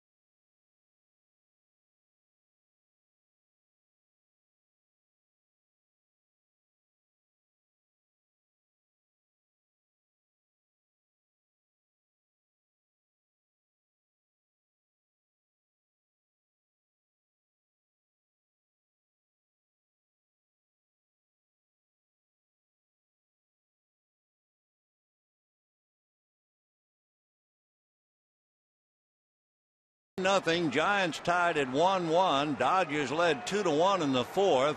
Giants come back with 3 in the eighth to lead 4-2. And Bobby Howry out of Phoenix and Glendale, Arizona, coming in now.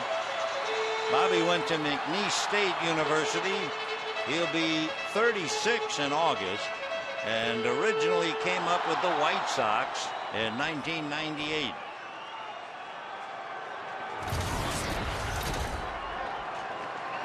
So here's Martin with a runner at first, nobody out.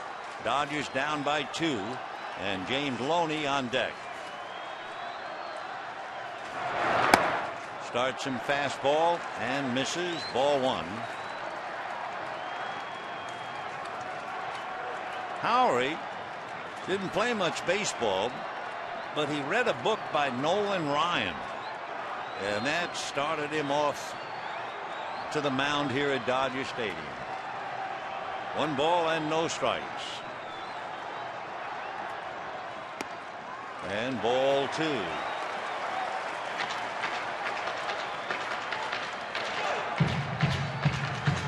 Martin so far has walked, popped to short, flied to right. Brian Wilson is throwing in the Giant pen. With Howry, fastball, slider, splitter, and changeup. Fastball hit just fair. Inside third, down the line. On his way to third is Ethier. Martin is into second. And the tying runs are out there with nobody out.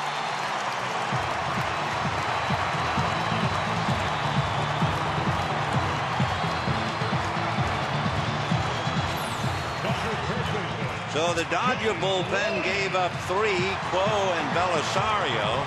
The Giant bullpen now has the tying runs aboard, Affeldt and Howry. And the batter is James Loney, who walked, hit into a double play, and popped up. Looking back for Howry's work, Loney is 0 for 3 against him with 2 strikeouts.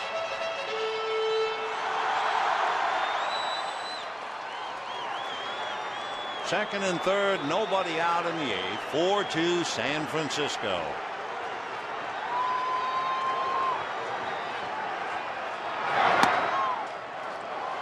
On the corner for a strike, 0-1.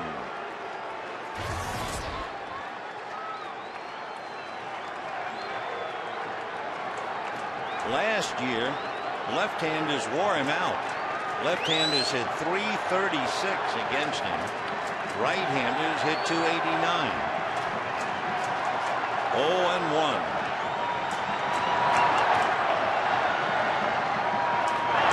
On the hands, high fly ball. It's playable, but both runners tag. The catch by Wynn, they both take off. Scoring easily is Ethier.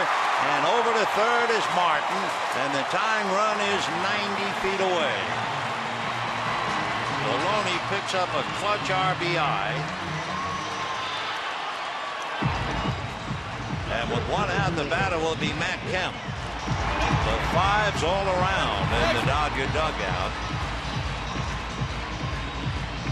Matt Kemp is 2 for 4 against Howery, including a home run in the past. Giant infield has to play up. Matt Kemp, when he doubled in the 6th inning, it meant he has had at least one hit in 9 straight games.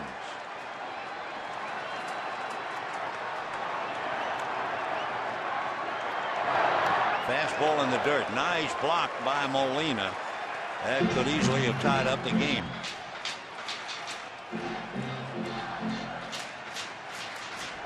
Dave Righetti calling where Brian Wilson is throwing down in the bullpen. Checking to see how Wilson is doing. Brian will make a pitch, then watch and see before making another. Little foul ball. 1-1. Good ball game, spirited crowd, 42,511. Hope you'll be with us tomorrow night if possible. Eric Stoltz and Barry Zito. And then on the weekend, the Colorado Rockies. Russell Martin, the tying run at third with 1 out.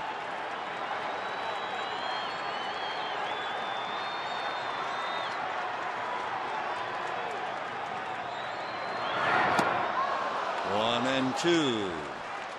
Kemp, of course, struggled with the strikeout last year. He had 153. Striking out once tonight. He has struck out 10 times, but he has hit safely in every game. So the Giants, with the infield up and the outfield fanned out about straight away. Rowan maybe slightly over towards right center. Another nice save. No wonder there's some gold gloves back there. Molina has homered tonight and so far has saved the tying run from coming in on consecutive wild pitches. Bochy, as a catcher, knows all about that valued position. 2-2 the count.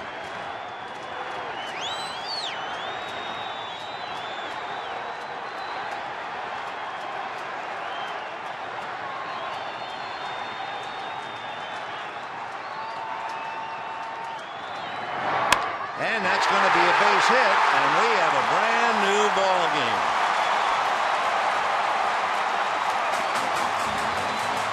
So Matt Kemp comes up with his second hit, drives in a run, and it's a 4-4 tie.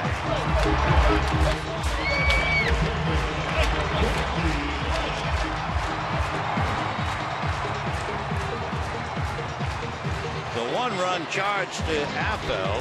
1-run charge to Howery, and it's 4-4 in the 8th inning as Casey Blake checks in. Blake flied to left, homered and walked, and I'm sure had a lot of at-bats against Howery over in the American League. And first ball swinging, fouls it away. Well, that was a reasonable assumption that Casey Blake with Cleveland faced Bobby Howery with the White Sox. But if so, it's not in the book.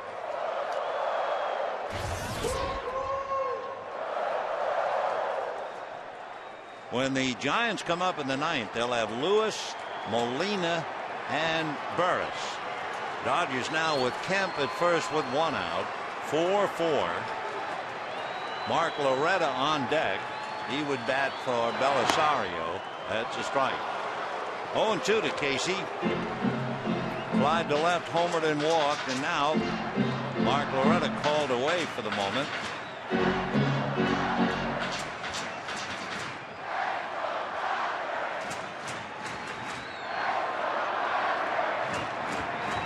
Kane, Affeld, and Howery, Kershaw, Quo, and Belisario, and they're even in the 8th.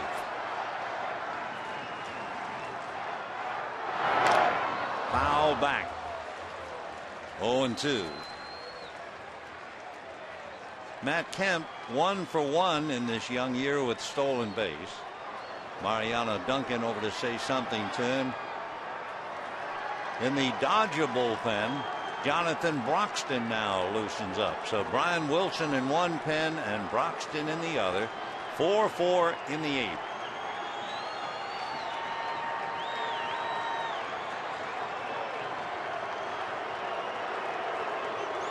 Four runs, 4 hits for the Giants.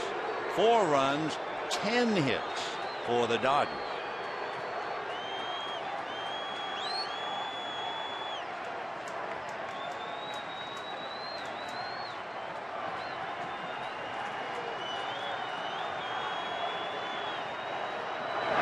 Fastball. Did he swing? They look. No swing, says Paul Schreiber.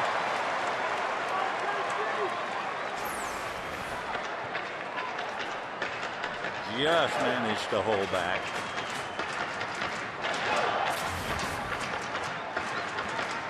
Casey hitting 194, 3 home runs, 6 runs batted in. Infield back in double play depth. Kemp at first, representing a tiebreaker.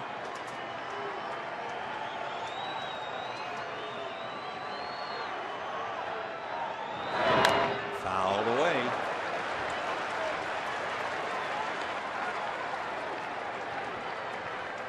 So Bobby Howery, who lives right where the Dodgers train in Glendale, Arizona. 6'5", 225. And he'll be 36 in August.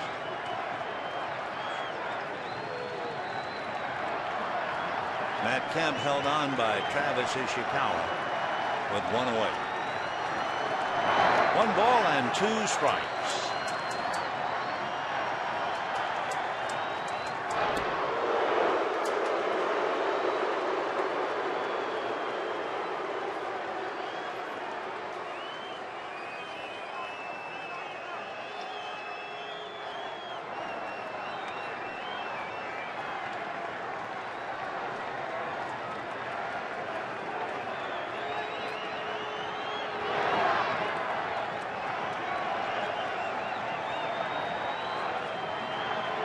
One ball and 2 strikes to Casey Blake.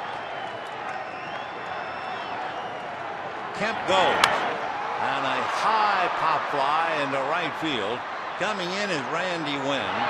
Giants tried to confuse Kemp. Both Burris and Renteria acted like the ball was on the ground, but Matt did not fall for it and got back to first. So as Blake comes back, Doug Minkiewicz comes out on deck. A little moment or two ago, Mark Loretta was there, but Minkiewicz will come up and hit.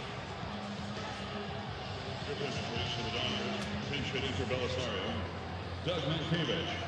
So Belisario, who came in and gave up a home run to Aaron Rowan, comes out.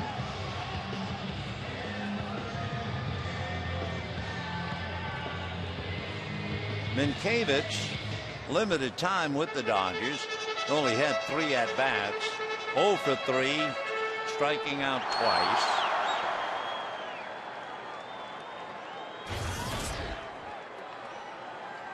Did well with the Bucks last year. 4-4. Kemp was going on that fly ball. Now with 2 out, let's see if they run him. And there's a line drive to right. Coming up for it is Wynn to play it on a bounce, and Kemp goes to third. And for Doug Minkiewicz, he gets his first hit as a Dodger. How sweet that must be. So Minkiewicz puts first and third, and Dave Righetti has gone out to the mound.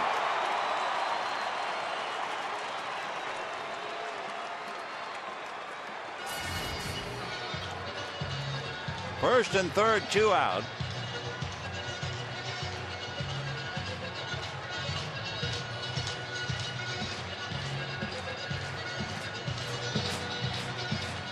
Giants 4 runs, 4 hits. The Dodgers 4 runs, 11 hits. So Rafael Furcal is asked to break the tie here in the 8th inning. Furcal would be the 7th man to come up. Ethier opened up with a single against Jeremy Affeldt. So they brought in Howery. He gave up a double to Martin. With second and third, Loney's fly ball picked up Ethier, sent Martin to third. Kemp singled home Martin. Blake flied to right. And now Minkiewicz singles Kemp to third. 4-4, 8th inning. Here's Rafael. And ball 1. Furcal hitting .257. Had 2 hits his first 2 at-bats and has struck out twice the next 2 trips.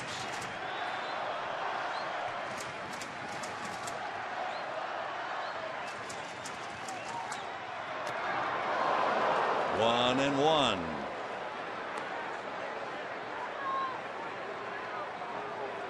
Remember, the Giants had a great record last year in 1-run games. Boschi's club won as many 1-run games as Mike Scioscia's, 31. 1-1.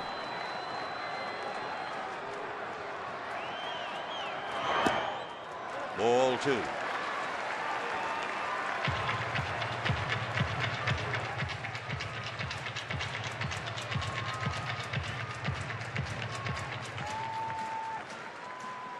To repeat, when the Giants come up in the 9th, Fred Lewis, Benji Molina, Emmanuel Burris.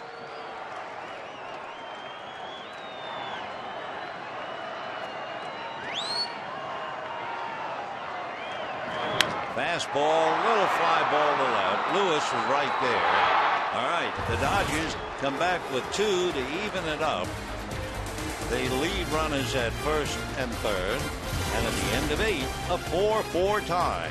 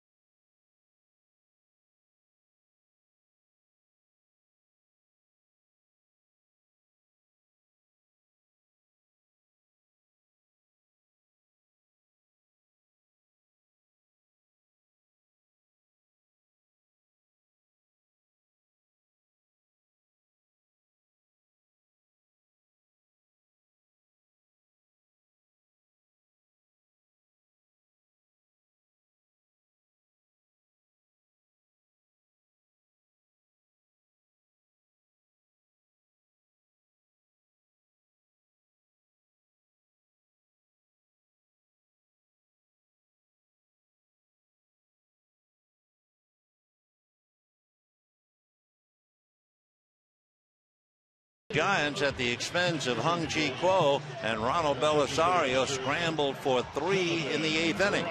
So the Dodgers had to come back, and back they did with 2 in the bottom of the 8th to tie it up 4-4, with Russell Martin double in the 8th, setting up the 2 tying runs. James Loney in that inning had a scoring fly ball, and then all the pressure was on Matt Kemp, and Matt Kemp singled, and that really got the Dodgers going. So here we go, 4-4 in the 9th, and Jonathan Broxton coming out of the pen.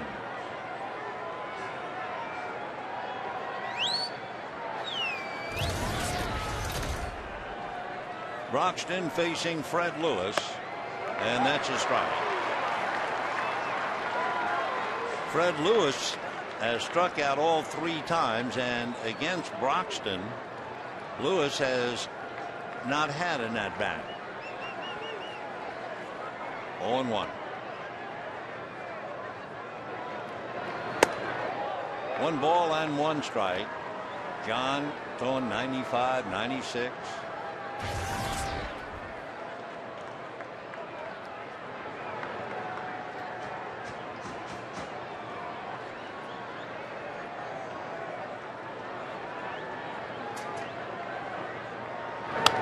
Foul back, 1-2. Getting back a Lewis, Benji Molina, who homered and struck out twice, and then Burris, who has not had an at bat tonight yet.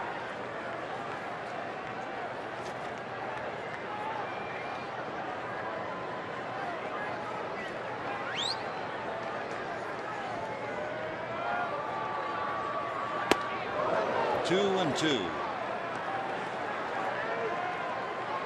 Kind of a showcase fastball at 97.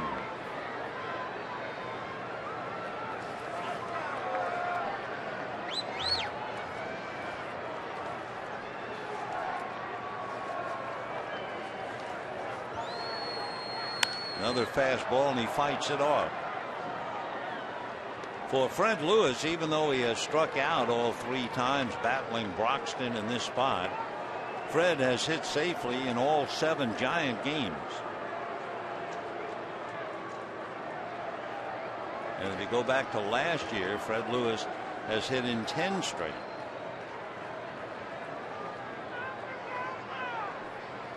Two and two.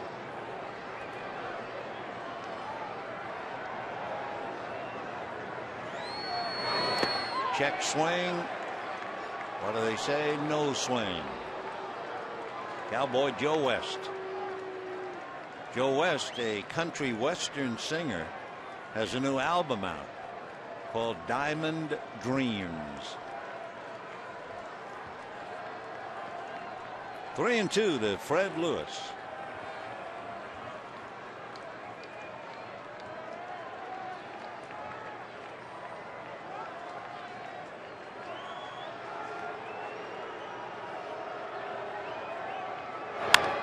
Fouled away.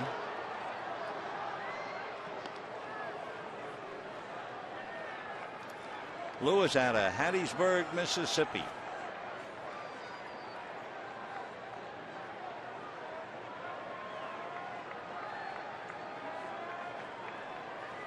Missed the last 3 weeks last year. He had surgery on his right toe, big toe, had a bunion. Oh, what a night. So young Fred Lewis strikes out 4 times. That's the 3rd time in his young career that he has struck out 4 times in a game.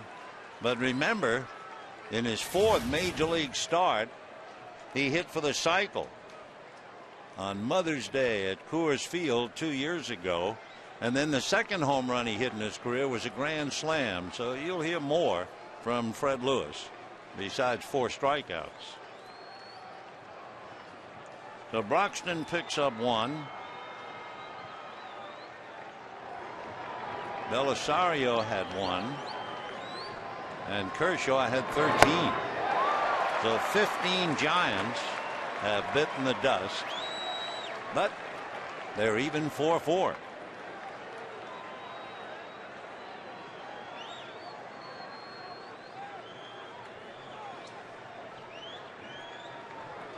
Benji homered, struck out twice. Half swing, I think. Yep. Ed Rappuano says strike. 0-2 the count.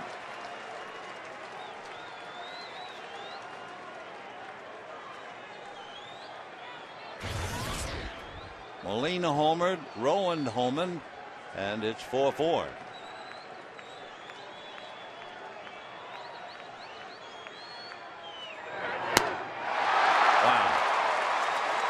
You feel a breeze coming here from Dodger Stadium.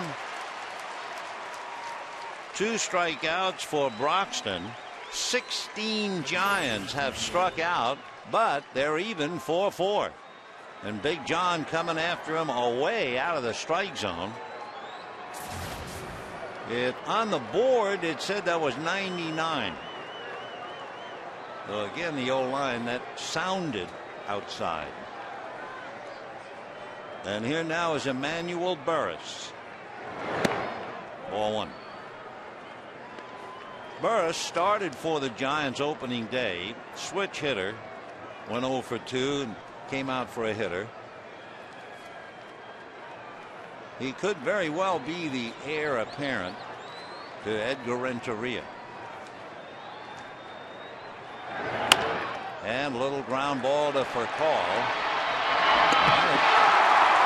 So the Dodgers will be coming up in the bottom of the 9th. It'll be Orlando Hudson, Manny Ramirez, and Andre Ethier locked in 4-4.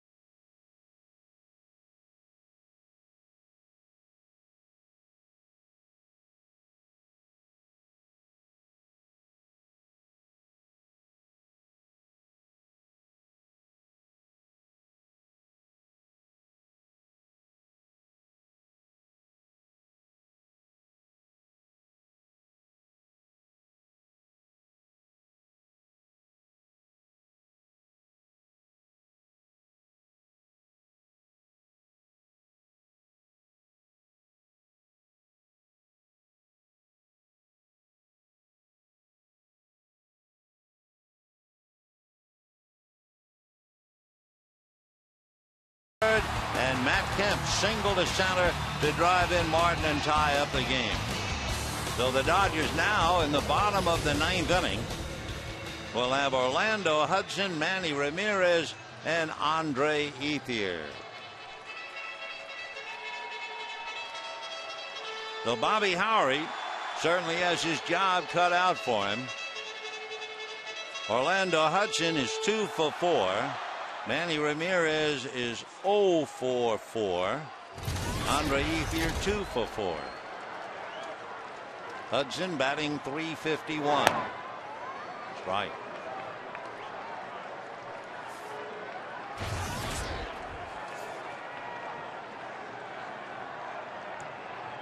Hudson in the past 3 for 6 against Howry.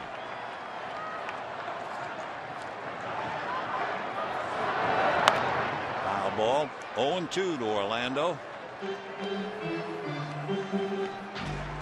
4 runs on 4 hits for the Giants.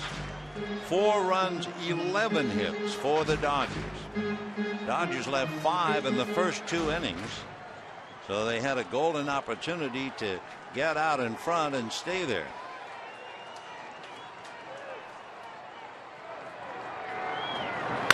And that's going to be hit into the gap. Rowan will have to play it on a bounce, and Hudson holding with a single, and the winning run is aboard. And now here comes number 42.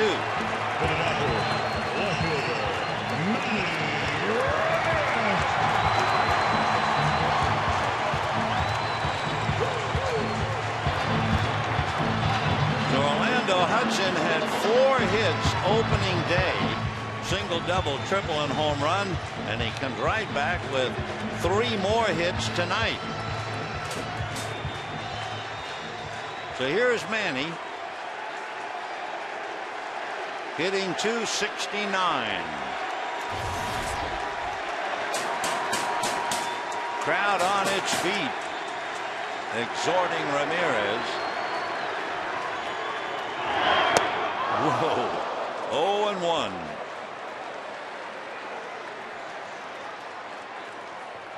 Giants came in here having lost 4 straight. Dodgers have won 3 straight.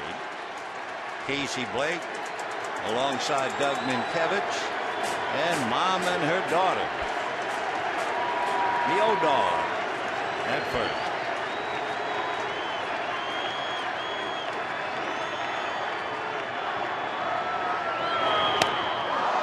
Good fastball, 92 miles an hour, and he got that by Manny. 0-2.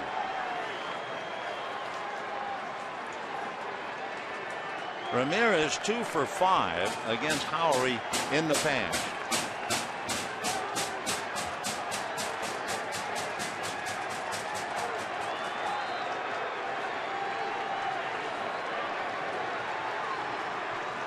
Hudson at first, nobody out. On deck, Andre Ethier.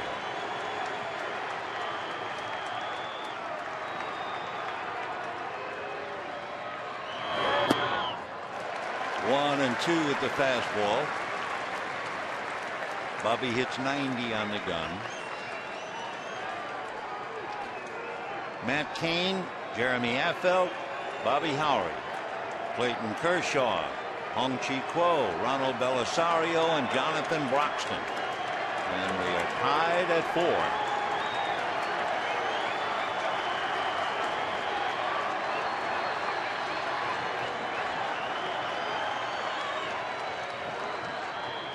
Breaking ball sliced into right center. Base hit. Rowan cuts it off. Orlando Hudson to third. And the Dodgers are in business with nobody out.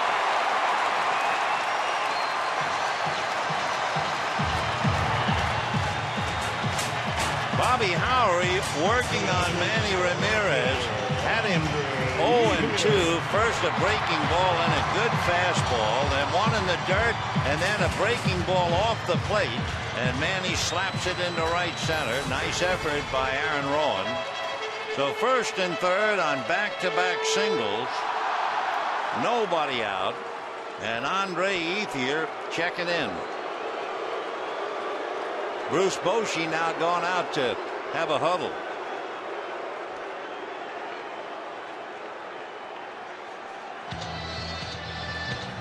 Bobby Howery has allowed 5 hits in 2/3 of an inning. Brian Wilson was up a lot in the pen. Alex Henshaw, the left-hander, gets up to join Wilson. And Bochy, meanwhile, stays with Lowry. First and third, nobody out. Andre Ethier grounded to first hard against Cain. Single to right, struck out, and then led off the 8th inning with a single to left against Affeldt. And they're going to walk him intentionally to load the bases with nobody out.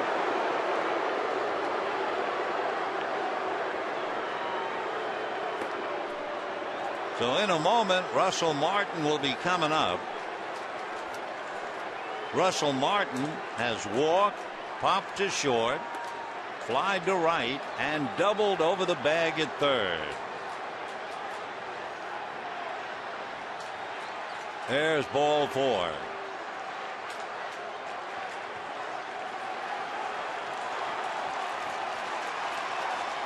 So with the bases loaded, nobody out, 4-4, bottom of the 9th. And now Bochy will talk to Ed Rapuano, and that usually means a 2-for-1 switch. So we'll see what changes he might make. With Martin coming up and Brian Wilson throwing in the pen, you'd expect the right-hander, and here he comes. So as Wilson jogs in, We'll be back.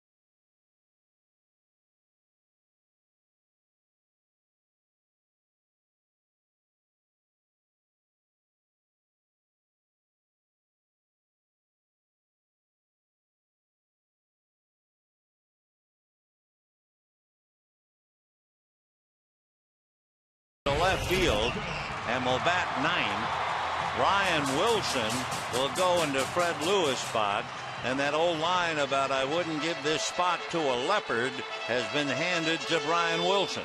Bases loaded, nobody out. The infield is up, the outfield is shallow, and here's Russell Martin. Wilson against Martin. Martin 2 for 3 with a home run in the past. 0-1. Ryan Wilson out of Londonderry, New Hampshire. Not too many from that part of the country. Went to school at LSU. Had Tommy John surgery in 2003.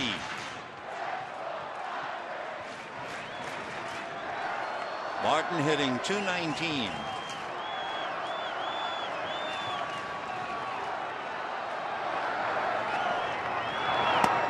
And 1 ball and 1 strike. Wilson in his 3rd game has not walked anybody in those 2 brief appearances. Orlando Hudson at 3rd, Manny Ramirez at 2nd, Andre Ethier at 1st, nobody out. 4-4 in the 9th.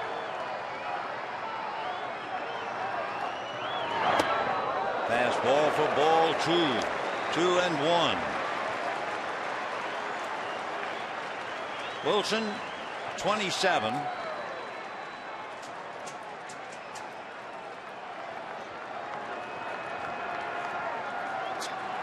Brian basically fastball, cutter, slider, and a change. 2-1.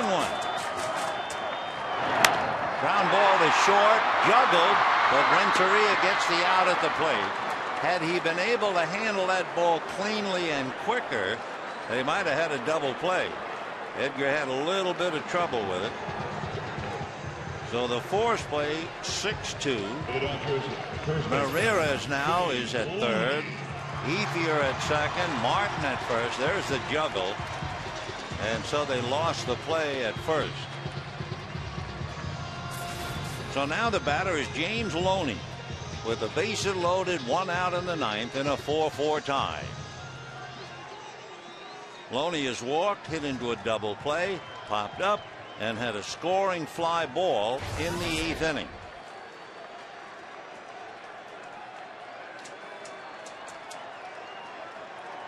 So Wilson got 1 ground ball. The infield now is more in double play depth, except for the corners. They would go to the plate. Ball 1. 1 ball and no strikes.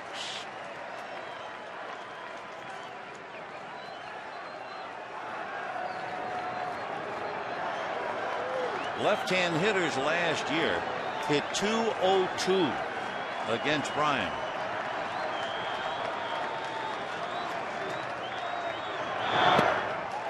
Two balls and no strikes.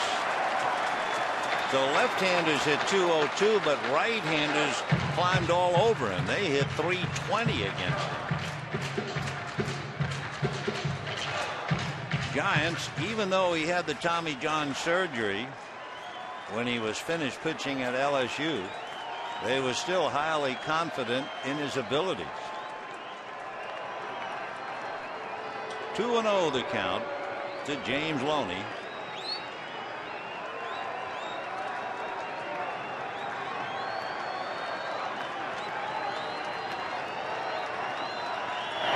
Fastball strike.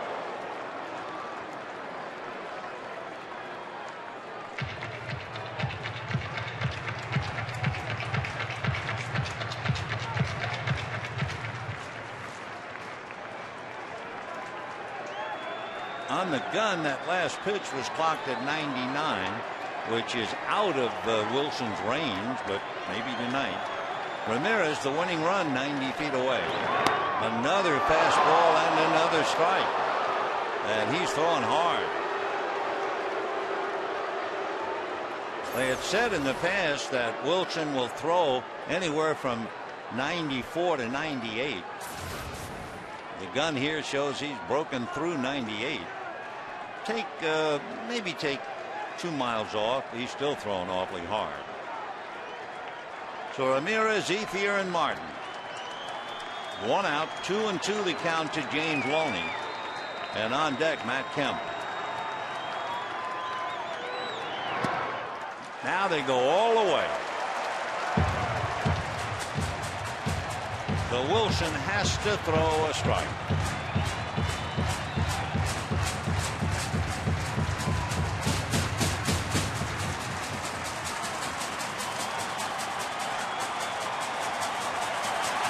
Boy, it's a tough spot to be a reliever, huh? On the road, crowd going wild, bases loaded, 1 out, and you can go as far as right now. 3-2 to Loney. And he walked him, and the Dodgers win it 5-4 as Manny Ramirez comes in with the winning run. So for James Loney, he picks up his second run batted in, but Brian Wilson his first walk after getting Martin to hit into the force play.